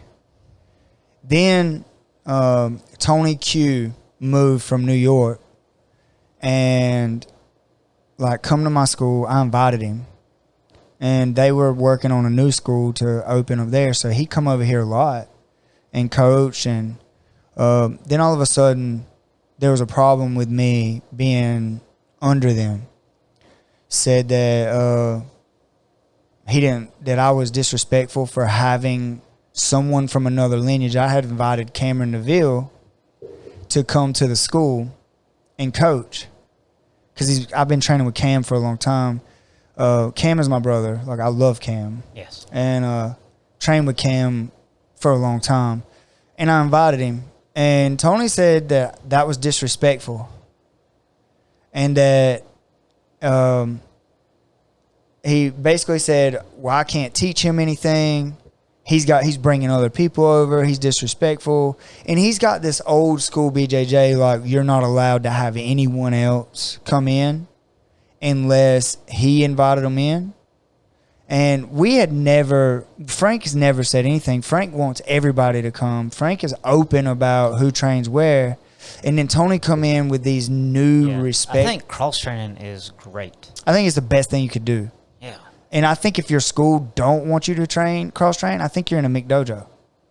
I just personally, it may not be the case, but I think that if you're not allowing your students to cross train, then you are holding them back, and you're holding your school back. I truly believe that. Well, you're not confident in what you're teaching. Yes. Yeah. So a McDojo. Well, anyway, so Tony didn't like me. Yeah. And he said I was disrespectful for having Cam in the school. Told Frank that we were no longer affiliated, that he couldn't promote me anymore. And Frank had already messaged me and told me Matt Sarah was going to give me my brown belt when he come down. He was supposed to come down in July, then it was August, then it was September. He actually come down in October and gave some other guys their brown belt, and I didn't get mine because whatever reason. I didn't care. At the time, I've never chased a belt. I've been grappling. I grappled for 12 years before I got a blue belt. Like, I've never been a belt chaser, so it didn't bother me. But when they disowned me, after I'd spent so much time with Frank and them, my lineage was up in the air. Right. And I spoke with Cam, and I spoke with Steven Aiken. I spoke with Brent Coleman. I spoke with Bubby. And we were looking at who I should go under. And everybody wanted to pick me up. Like, everybody was like wanting to pick me up. And Cam came and was like, you should have been with me the whole time. So, and him and I trained together. Then a couple of months later, we trained together again here. I went to his school a couple times. Then him and Wade Rome come here, and Cam gave me my brown belt. And Wade gave me my brown belt. And I was like, cool. Well, you guys are American Top Team. I want to be a part of the family. I want to be American Top Team. Yeah. So I told him, I said, what do I need to do? And he's like, these are the dues. And then we'll get you added to the website. We'll get you the licensing. We'll do all this stuff. I was like, okay. So I did everything I was supposed to do. Almost a year goes by. I don't have the licensing. I still can't advertise that I'm a part of American Top Team. There's issues with me being on their website. Yeah. Then there's other issues about me selling tech gear over the American Top Team gear. And there was just like a lot of little things that were not on the, I'm not going to say up and up because that's not the right word. I don't want to sound like I'm poor mouthing or whatever. It was sinking you. It wasn't lifting the school like you thought it would. Right. It was sinking you. So I was literally paying money for nothing. Right. And see, so you asked me what I thought, like, when we were under Frank and Matt Sarah affiliated, like, I thought it was great. Like, I liked all the guys over there. Like, I felt like it was good. And then the situation happened, like Tony Q, like you said. Then we went under Cam and Wade. And all my interactions, like say, with them has always been good. Different vibes than Frank's place. And that was like there was. It's more competitor. Yeah, like more competitive. So more, I would say more, like you said, competitors, so more strict. I was cool with, and the people were cool. It's all that stuff you just mentioned. I like. It's not my gym, not on it, but seeing what it was doing to you, like I didn't like it. Right. Like that's where my bad vibes came, and where we're at now. Which I'm sure you're going to tell how we got there. Yeah. But, like, with Steven, man, I've always got great vibes from Steven. I love Steven. Dude, that is great. From day one, this school wouldn't be here. This school wouldn't be here without him. Yes. Like, he's the guy that told me to pull the trigger and, like, open a school. Right. And of everyone that wanted to pick you up, like, we had a hurricane.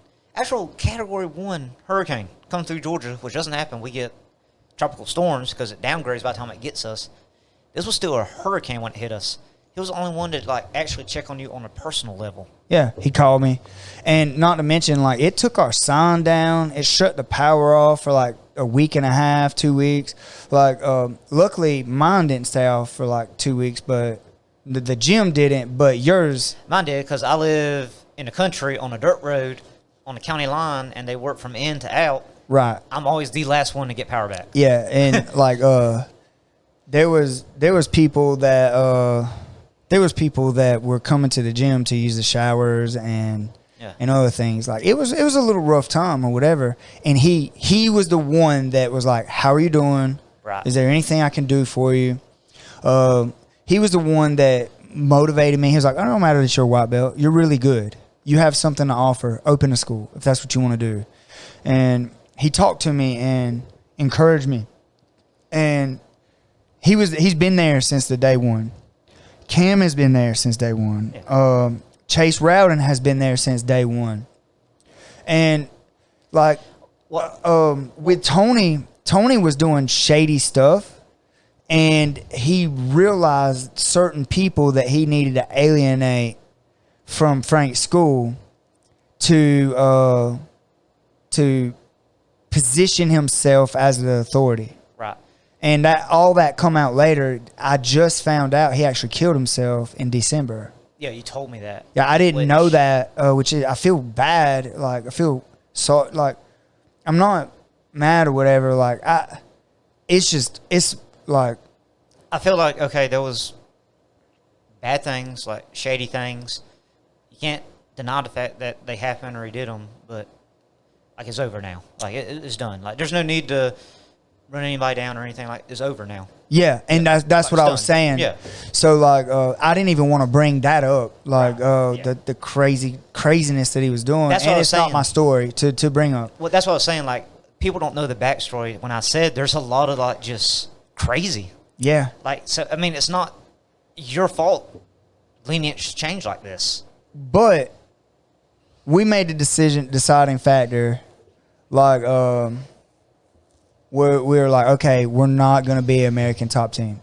I have not been promoted under 10th Planet or anything like that. I took a job working at 10th Planet Perry, and Steven was like, we'll pick you up. We'll, if you want us to, you know, I'm like, man, I want him to coach me. He's a lot closer.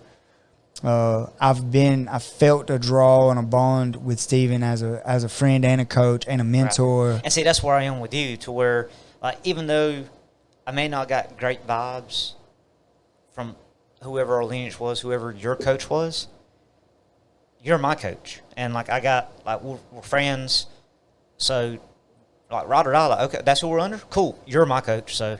It didn't change anything here. Right. None of it, except for financially. Right. Only one of them really changed anything at our school, because in the end it was my school, and it's crazy. Like, I'm one of the most loyal people on earth. I feel like I am on earth, and then, like, craziness happened, and now here we are. So I kind of wanted your thoughts on the outside looking in, and here I am running my damn mouth and talking about it. I think I voiced it. Like, say, I didn't have the greatest vibes, but I think that was more like business-wise. Like, the people, I don't have anything bad to say about them. I do. It was more of a business decision. It was business, and I felt like some of the business, like, you were more like just money to them. But, like, say, that's about it. Like, I have nothing bad to say about the people, but, like, yeah, I still love all those guys. Yeah. Like, it's crazy how I feel about it.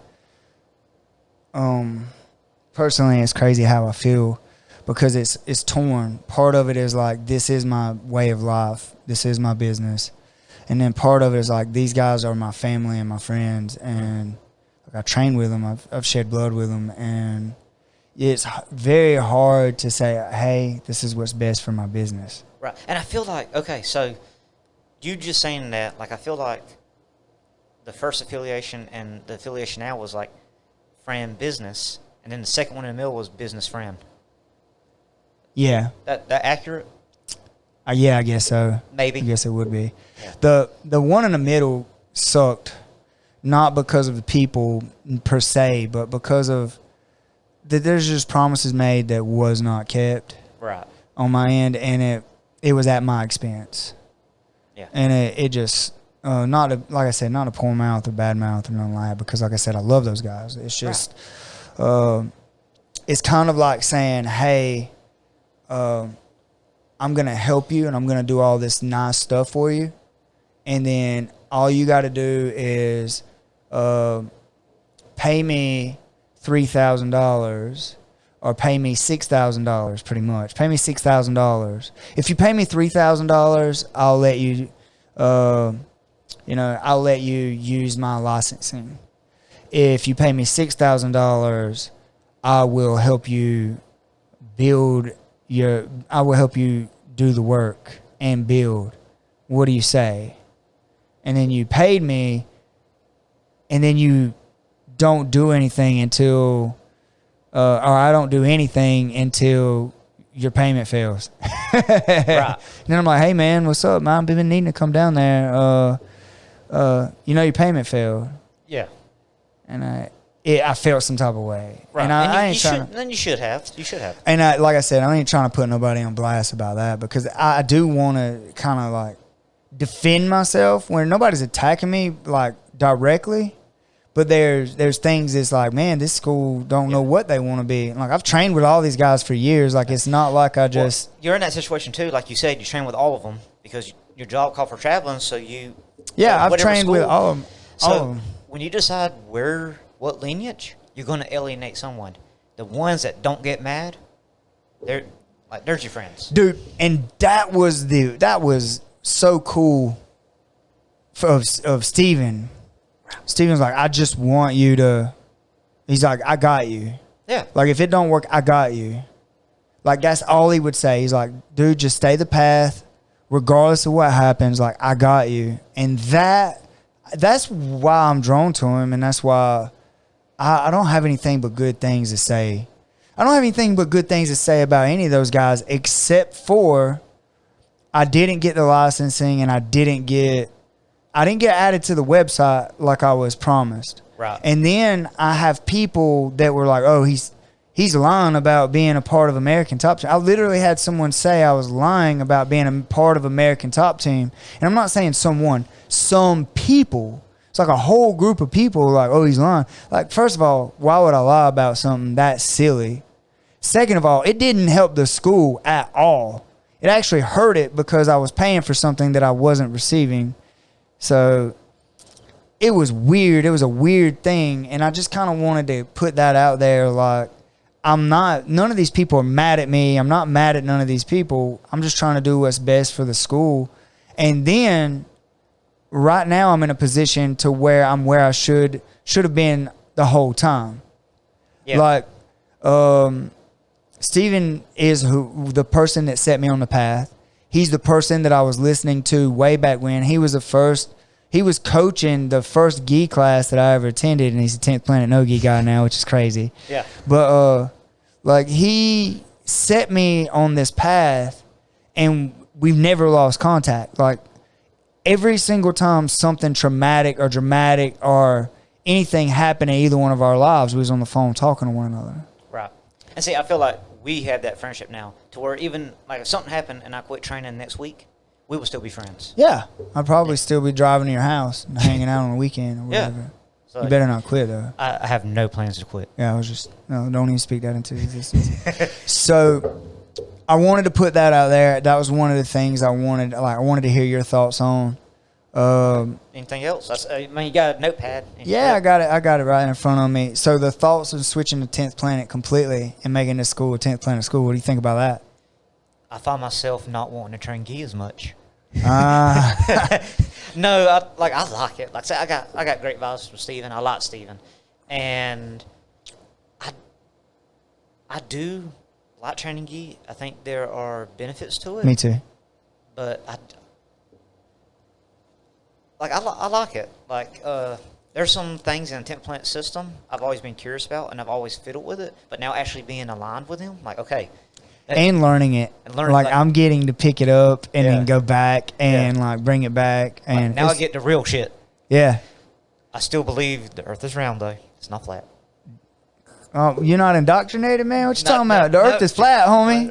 Get on board with the TP, baby. Yeah, there's some things I don't agree with, but like the actual system training and like Steven, man, I think it was great. Bro, I do think it's look into it. I do think it's weird when they get promoted, they have a belt in no gi. But hey, I'm looking forward to it. Yeah, but like I said, Yeah, you're my coach. I roll with you. That's who we're with. Hey, I like it. I do say one tradition I want to keep at our school. You get a new belt, you get a belt gauntlet. So, like, low key, like, people need to keep their belts in their vehicle or in their locker or something. Like, hey, we're doing some promotions. I will just keep some belts in the back. Yeah, like, use all the loaner belts like for the kids class. So you have a real short one, so you just hit him with the end of it. Hey, you can't tell Steven that, bro. He ain't gonna be down with it. The belt gauntlet. He ain't down with it. Man, He thinks it's brutal. barbaric. Yeah, he's a friggin' killer of a person, but he's such a softy. Yeah. It's like, oh, we don't want to do that. That's from him living in California.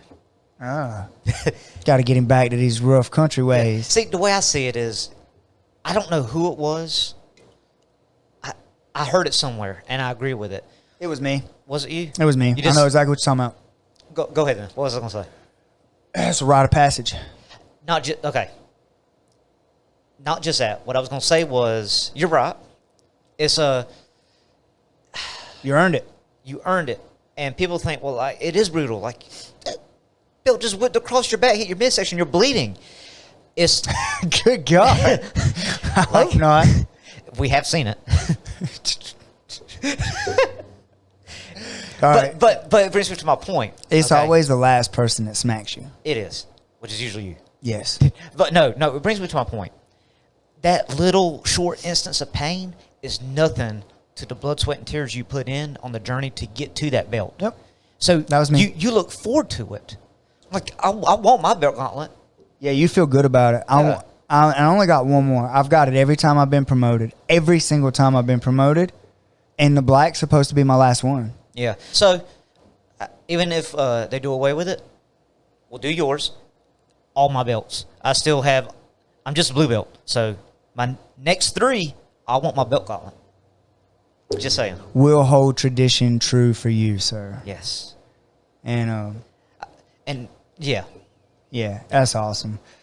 Dude, my one thing that I'm really good in the gi. So you can still compete in gi? Yeah, but if I'm not training in the gi, I won't be good in the gi anymore. But my thing is like... So get some 10th Planet gi patches. That's what I was fixing to joke about. You stole my thunder.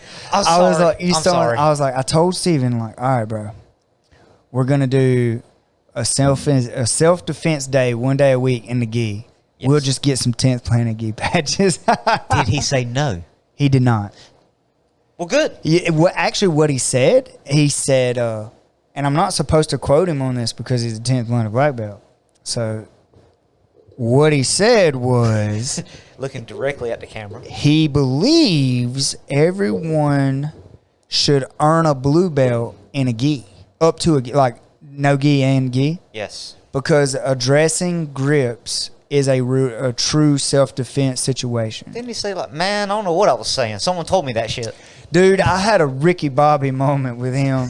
You know, like, hell, I was high when I said that, you know? Like, this is a funny-ass story. And we done been on this podcast for 2 hours. Yes. But anyway, this is a funny story real quick. I was an MMA fighter. Been training no gi for 10 years. Like, no gi. All the way. Because I was an MMA fighter. I was never going to wear a gi. Didn't give a shit about a belt. I just wanted to be a good MMA fighter. What are you doing in pajamas? Right. Like, I ain't wearing no damn gi. Like, you control me and you just trying to control me. And that's what I said, man. Man, just trying to hold you down. Yeah, like, people just want to get the gi and make me feel trapped. And you just, like, you need this to control me. Without this, you can't beat me, you know, and that's how I felt about it. We're joking about people that aren't in the know. Like, that's what it feels like. You get someone and knows what they're doing with a gi, you're trapped. Yeah, 100% trapped. So, dude, I went to class with Steven, and it was a MMA class that day and Brazilian Jiu-jitsu. So we did wrestling, we did striking, then we did Jiu-jitsu because that was every day. Every day, every day, every day. That was every day. That was the normal. You know, like wrestling, striking, jiu-jitsu, and they just change up the order. And they usually did jiu-jitsu last because it would last the longest, or they would do MMA last, depending on what day it was. because they would spar, and that would last the longest. Anyway, long story short, sitting there on the mat, I'm exhausted. Steven and I just rolled. I went to Valdosta a few times. This was like my 4th or 5th time there. And Steven, I guess, thought that I was serious about it because of, like, I had Venom and everything. And he said to me, you know, like, you need to travel. You need to, like, if you've been training as long as you have, said you have, like, which was true. My skill set didn't say that I'd been training that long because I wasn't at, like, top tier schools. We lived in Georgia. You had to drive an hour and a half just to get with a blue belt. Yeah. That's how long ago it was. But I said, okay. And he was like, and you need to put on a gi. I said, what? It's like, gi's going to make you better. And I was like, I'm not wearing no damn gi. And he's like, you need to put on a gi. And I'm like, dude, I'm a MMA fighter. I don't need to put on no damn gi.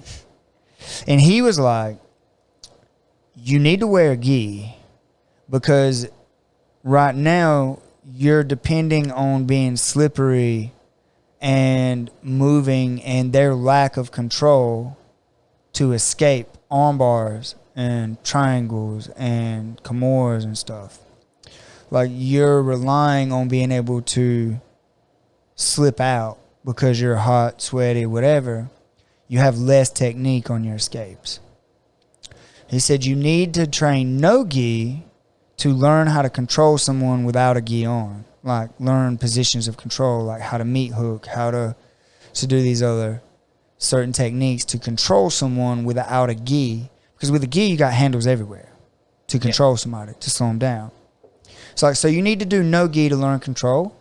You need to do gi to learn escapes, to learn defense.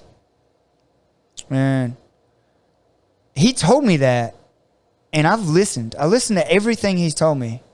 I started doing gi. Now, fast forward 10 years, 9 years. Man, they only using the gi to control you. I'm like, what? He's a 10th planet black belt. They do no gi all the way. I'm like, dude, you told me I needed to train in a gi. He was like, dude, I was just repeating what everybody else had told me.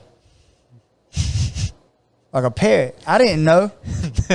And I'm sitting there like, I spent my whole life listening to you, man. Like, I've been training the gi for 10 years. Can't think for yourself. And and he was like, he just looked at me. He was like, I don't know what I was thinking. Like, it was a Ricky Bobby moment. Like, yeah, I based my whole life around that. It's like, hell, I was high when I said that, Jimmy. He didn't say that, but it was funny. It fits the moment. It was perfect. Like, and I was just sitting there staring at him like are you serious right now? But anyway, it was nice, man. We're still gonna do certain things on certain days and stuff, but I want to make that transition to 10th Planet, and I think that's what we're gonna do in the future. There's nothing set in stone. I know that we're training with 10th Planet, and I'm coaching at 10th Planet on Wednesdays. 10th Planet Perry, so I know we're probably gonna make that transition. So it's gonna be cool. It's gonna be great. Yeah. Anyway, last thing, and I'm done. You were talking about your friends. All of them said the same thing. Then you were talking about your weight loss journey, your jiu-jitsu journey, your weight training, Joy Thieves, thoughts on switching to 10th Planet. You coach here at our school, and you actually been coaching me in weight training. Did you ever think that that's something that you would be doing with your life at all? Fuck no. No. If you would have told me 3 years ago, 2.5 years ago, no, I never would have thought that. So how cool is it to you, thinking about it, I think you just had a aha or a realization. How cool is it to you that you are actually one of the head coaches at a mixed martial arts school, at a Brazilian Jiu-Jitsu school that was under the the under Matt Sarah American top team and 10th Planet. Like, you are under a school that these big name places have like adopted and wanted us to be a part of them. Don't you put that on me, Ricky Bobby. What you mean? Don't put that pressure on me. I just go with the flow. Like, how cool is that though? It's very cool. Like, it is very cool. Like, I'm fishing for compliments here. No, I'm just saying. Like, I want to know. Like, have you ever even thought that? Like, holy shit, I coach. Like, I'm a head coach at one of these schools. No, you never even thought about it. I have not even thought about it. I actually had that moment earlier tonight when your friend came in, and you wasn't here at the moment, and he's like, "You an instructor here?" I'm like, "I'm the kids coach." And like, I run the beginner class. You know, this is a beginner class. And he was looking around the map. Like, yeah, anybody like plans to fight? I'm like, yeah, so and so does, and I don't know about these guys. There ain't besides me and them two. There ain't no one on the mat over 16. This is beginner class. We got some teenagers that just made the jump up. And he looked around like, man, that kid looks 30. Like, he's 16. Man, he's 16. You know what I'm talking about? Yeah. Like, no, he's 16. That one over there is 15. Like, no, we got some killers. That's why they moved to adult class. Yeah. So, but no, I've never like actually sat down and thought about it. But yeah, I'm a coach, and I never thought I'd be doing this. Like, Man. I always did it like part of my journey and bettering myself. And now I'm trying to spread the love, pay it forward. You know, help others. I think that's my calling. I think that was my. But I was gonna say, you think it's your calling? I've always been someone to help people and instruct. Like, the job I have now, I've trained other people. I've had 3 or 4 trainees that came through, and I was their trainer. And then also, like, when I had like stepkids, I was married once, and stepson was involved with scouts. I was a scout leader. I was a cub master. So I've always been, I guess I've been drawn to like leadership. Yeah. So it wasn't that big a jump. Like, when you asked me to help out with kids, first off, just to assist, like assistant coach, I wasn't worried about helping. It was making sure I didn't tell them the wrong shit. I have a confession to make. It was just to get work off of you. No. But yeah. So no, not at all. So I always tell everyone, like, if you come help kids, you'll learn more yourself. Like, you will, because you don't want to tell somebody something wrong. So you pay attention to the small details. Yeah. So you pay attention more to the things because you're going to be helping teach it. Yes. And originally, I told you that because I felt like it would build your confidence. And I told you that because I felt like you needed to become more open, more verbal. And get me out of that shell. Yeah. And that's the sole reason I encourage you to start doing it, because I seen the journey that you were taking, and me recognizing like I could tell you were already drawn to the kids because of the way you interacted with the kids. Like, hey, like, you still stepped up and did things even before you started coming and helping with kids. And then I told you, like, hey, if you come to kids, you'll actually get in an extra little bit of training and you'll learn more, and I need the help. Yeah. So when you started, my goal was to get you to start being more verbal and start using your voice a little bit more. And now, like, seeing the person that you are 3 years later compared to who you was, and like how you're coaching and stuff, to me, I'm proud of my decision, and I'm proud of you, because I feel like you're completely different. Not like your whole demeanor changed or whatever, but I feel like I see a confidence in you now that I see a confidence in you now when you speak and when you carry yourself that I don't even think you realize you have. And it's the same confidence that people see in me, and they're like, this dude's cocky or this dude's arrogant. Like, I see it all the time. So you calling me cocky? No. It's confidence. I see it in you, and that's what martial arts does for you. And then you coaching in the kids class and completely taking it over. You've been, since we started back, you have been the sole kids coach since we started back. And I don't even think you really realized you transitioned in that role completely until this week. Well, I think you like kind of like, here you go, you're kids coach. Like kind of just threw it on me. I'm like, oh, okay, I guess I am.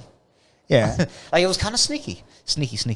And dude, I love you. And I wanted somebody that coached the way that I coach. Yeah, but I enjoy it. I do enjoy it. And it is the small details because that was the only holdback because I've always, like, speaking, like, I help with the scouts, ex-stepson, and, like, my job I speak to, like, upper management, higher-ups, like, important people. And I've always had to step up, stand tall, speak, and everything. And I was just always worried about when I coach, telling them the wrong shit. Yeah. And I feel to this day, like, if someone asked me, like, some of the longer-term students that just ain't quite made the jump to, like, more the advanced class, or, like, the kids that are just in that weird age where they've been training 3 or 4 years, but they're still in the kids class, they'll ask me that one question. I'm like, yeah, that's a Coach Jimmy question. Let me get back to you. So, dude, I got a funny story, or funny saying, I guess. Nothing's wrong. There might be a better way. And they're like, I do not agree with that. When it comes to jiu-jitsu, there are some things you do not want to do. All right, so like one rule that we say all the time is like, don't go flat. There's one time you do. I can think of one time that you have to go flat. Yeah. I can think of one time that you have to go flat. So if you told somebody to go flat here, it might not be wrong. Like for every situation and every motion and whatever, there's always some time that you can do that. And then you got some athletic people that can do certain things that just work for them that shouldn't work. And I know a guy who always goes like completely bass backwards from what you should do, and it works for him. And I'm like, how did you get out of the arm bar going that way? Like you didn't hit shock. Like how did you walk around and like roll somebody up into like their whole body? Strangers to say that. Corey put me in an arm bar, but he put his leg, like he wasn't straight across. He put it on the other side. And like I couldn't go hitchhike. I had to go the other way to get out. And you got out? After he explained it. Because naturally, your go-to is to hitchhike. Hitchhike. You messed up a long time ago getting there. You better hitchhike. Yeah. And after he caught me and tapped me, he goes, couldn't hitchhike, could you? No, I couldn't. And he explained. And he put me back in the same position and said, go the other way. What the hell are you talking about? Can't go the other way. And I came right out. And I'm like, what? Yeah. But that's my point. Yeah. Is like, what's wrong in this position may not be wrong in that, whatever. Like, there's so many different ways to do things. Like, I'm noticing that the more I coach with Steven, he'll say something and I'm like, huh? Like, man, that might work for you. You 240 pounds. Just sit up into him? Yeah. Just move him back. You just push him away. No, I'm just kidding. He ain't never said no shit like that. But you have heard that before. Oh, I have, but not from Steven. Steven's technical as fuck. But that's my point is like, there's things that some people can tell you to do, and this is what works for them. Right. And so it's not wrong per se. And like I started out, you know what my biggest thing was? And I want to put the camera on me. I want the world to understand this. My biggest thing is a fear of judgment from the people that were above me. Like, when I went to open my school, right? When I went to open my school, I was worried about what Bubby Mitchell was going to say, what he thought, because I knew I wasn't on his level.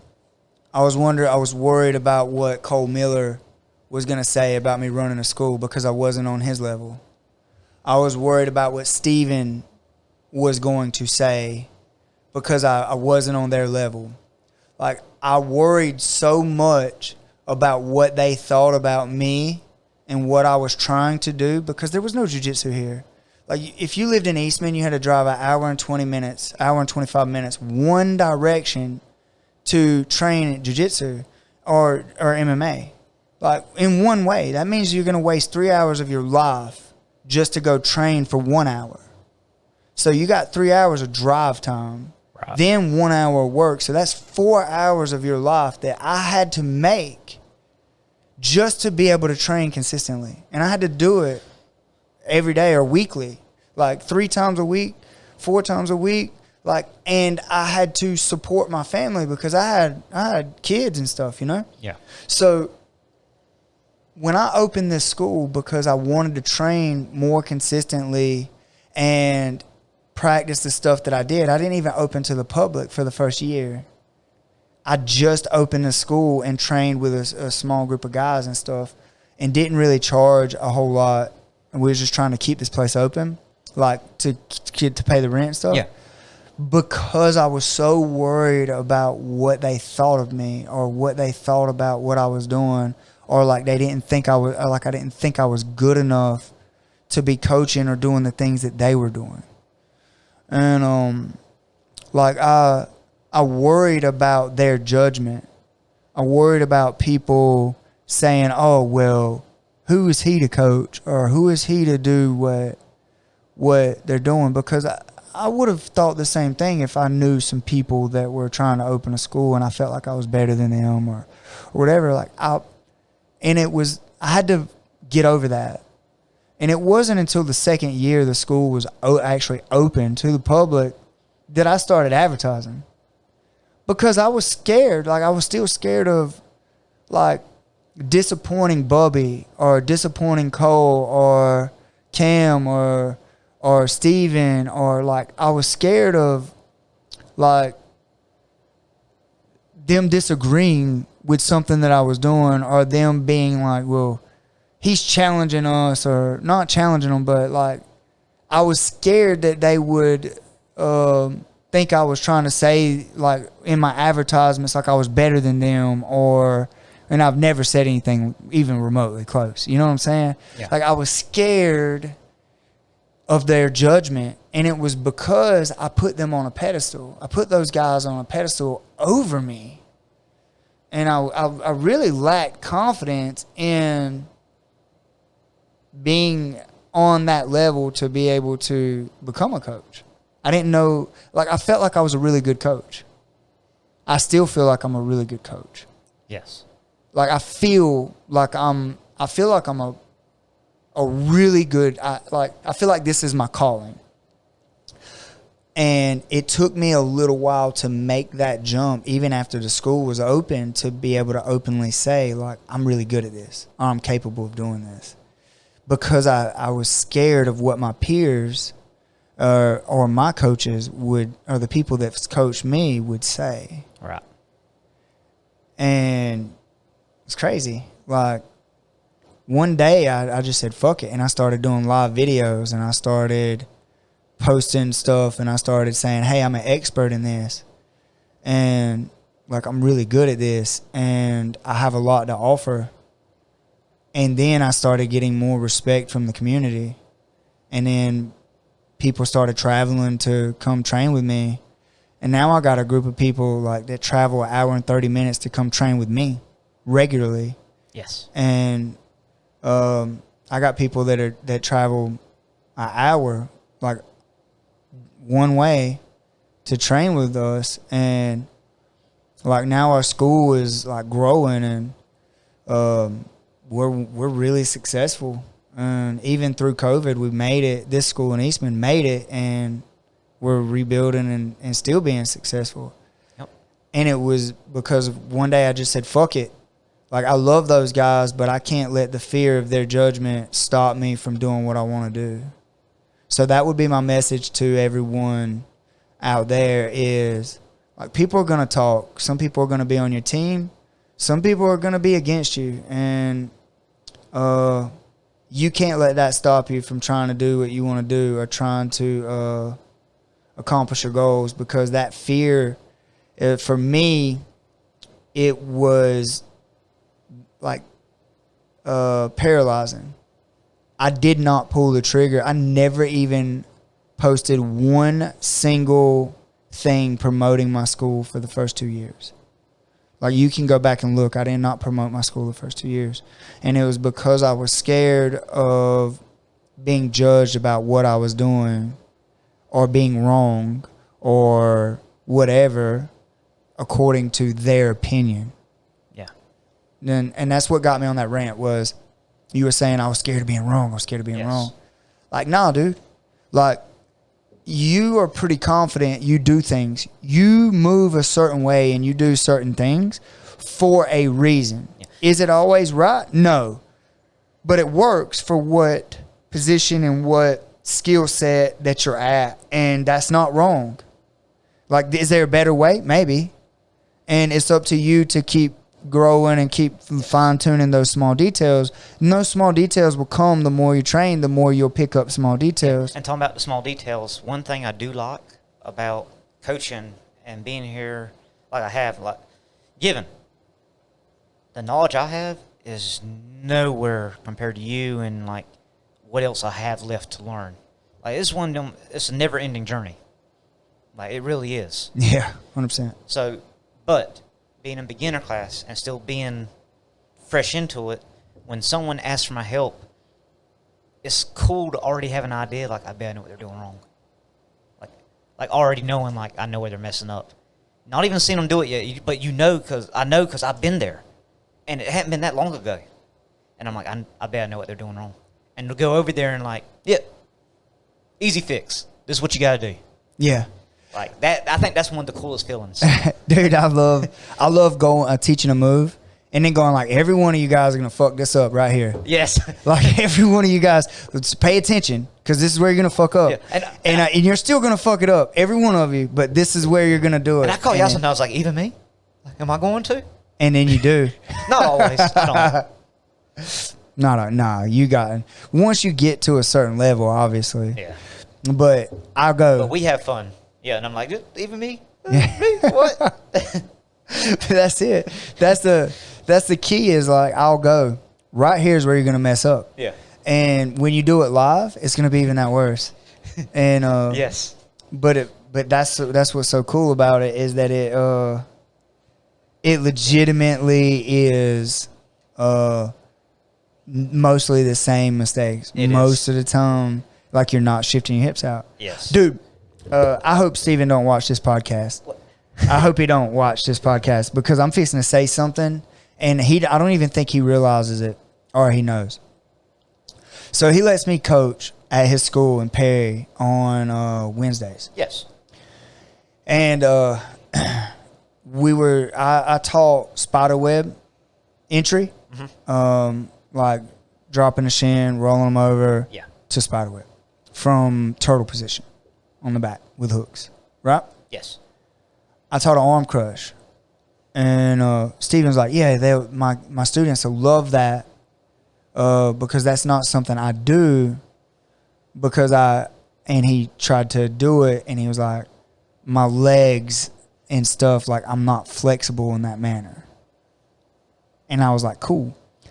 I deliberately did not try to tell him like just shift your hips away because I don't ever want to come across as like I know. Yeah. And I don't want that dude knows more than he's forgot more than I know. I was about to say he's forgotten more than you. Yeah, he's forgot more than I know. That's why I said I hope he don't watch this. Because I was looking at it and it's one of those things like I bet I know what he's doing wrong. Right? So when I coached it in class, I was like, every one of you guys are going to do this. Yes. And look, my legs don't bend this way. But if you just shift your hips this way, your legs are like... Did you look at him when you said that? Kind of glance? I glanced. But I didn't let him know, like, this is for you. And then he walked around and he started coaching guys. And did it. And before class, he told me, he was like, I don't really do this move because it's difficult because I'm a bigger guy. Right. But that little hip shift, it allowed him to do it. And I didn't know, that's one reason I wasn't confident enough to coach him. Right. I wasn't confident enough to say, yeah, you can. You were pretty sure that's what it was, but you wasn't. Right. And I did not, like, I love Steven. I never want to offend him. And I wasn't confident enough to say, I think if you just shift your hips, you can do it. Yeah. So, but when I taught it, I was in the position and I felt it and I was sitting there and I was like, yeah, most of you guys are going to make this mistake. And I glanced and then went and then he sat down to coach to help me with another guy. And I looked over there and he did it. And I was like, yeah, he can do it. Yeah. He stood up while everybody was drilling, and he bumped me, and he went, you just helped me. It's the best feeling in the world. That's awesome. He was like, that's what I'm talking about, dude. It's always the small things. But that was the best feeling in the world. To me, he might as well told me I just won $1 million. You know what I'm saying? Like, yes. Because him, like, I look up to him so much. And for him to say that I just helped his jiu-jitsu, I'm like, yeah. And I'm not, like, man, that dude, like I said, he forgot more than I'll ever know. I'm not like, oh, I'm over there coaching Steven. That's not it at all. Yeah. It's just one of those weird moves. Like, the way that you do it. I did that with it was like an inverted triangle. I'm like, because you shift differently. Like, your pressure's different. Yeah. Like, someone said, yeah, I just use it for control. And I'm like, you could finish that. Like, you scoot this way. And Was it Troy? I don't want to throw anybody on the bus. I'm not tooting my own horn. I'm just like you can, like, do this. And I'm like, I felt good. Like, dang. Because I think I know what level they are. And, like, they're really good. I'm like, dang. I feel good. But I was going to say, too, talking about, like, you're going to fuck up here. And then, like, in class when you're coaching, you're like, all right, everybody circle up. You're all doing the same thing. I try to pick my moments because I do in class. Like I said, we're friends. 2 best friends. But in class, you're still the coach. So I try to show that respect. So I gauge when I can play around in class, depending on your mood and, like, how the vibe is, you know? Yeah. So sometimes when you say that, like, if it's a lighter mood, like, I have called you out in class, like, I didn't do that. What are you talking about? You remember this? Yeah. Like, you're like, you all are doing it. But I didn't do that. What are you talking about? And the thing is I'm like, yeah, you did. Even if you didn't, you did it. I'm like, Just kidding. like, yeah, like, you didn't, but you did. Yeah. Nah. I'm like, all of you are doing the same mistake. Well, the ones that are making the mistake, it's the same one. How about that? Is that better for you, Bam Bam? Is that better? That's one of them deals. I depend on how the class is going and the vibe and stuff, because you still deserve that level of respect. Even though, like, we became great friends in class, you deserve that respect. You know, dude. And the thing is like, we're not hard asses in there. Yeah, like, right. Dude. I want it to be playful. I want us to get along. I want everybody to have fun. I want people to come here and enjoy it. I don't demand this, like, oh, you're gonna bow to me and you're gonna say yes or no. I don't like all that. But I think there is a time and place. Like, right. Like, but if I'm trying to teach and run, like, we had that problem in the past with people that were my friends. Right. Like, building a culture of disrespect. Yeah. And I don't demand respect, but I feel like there's a certain level that you should give. And, like, yes. Don't show up after the warm-ups, after everybody's tired and just want to roll, unless it's like work or something and, like, you have a valid excuse. But just showing, like, getting there on time and deliberately not doing warm-ups and then, like, ignoring what's been like, you can't have that in your school. You can't, like, you need everybody drilling and working. You need everybody working towards its common goal. And I think that was a part of what another thing that took me 2 years to fix is knowing, like, okay, this don't work. Everybody's kind of doing their own thing. We need to take control and have that level of respect. Anyway. Yeah, we keep I think you've tried to close this out a couple of times, but we keep. Nah, dude. Hey, here's the thing. Bam Bam, one thing that you would tell somebody that says they want to lose weight, like, one thing about the weight loss, because that's what this was supposed to be about, and I just talked too fucking much. But No, we got it across. Yeah. What's one thing that you think that someone that wants to lose weight or get in shape or even get started in MMA, like, one thing that goes across all of those that you would share with somebody or that you think they should know? 2 things. I got to go. Has to be 2 because 2 come to mind immediately. One is you got to take that first step. You have to get started. Like, it's okay. Like, you can talk about it all day long. It's a mindset. You have to take that first step and just get started.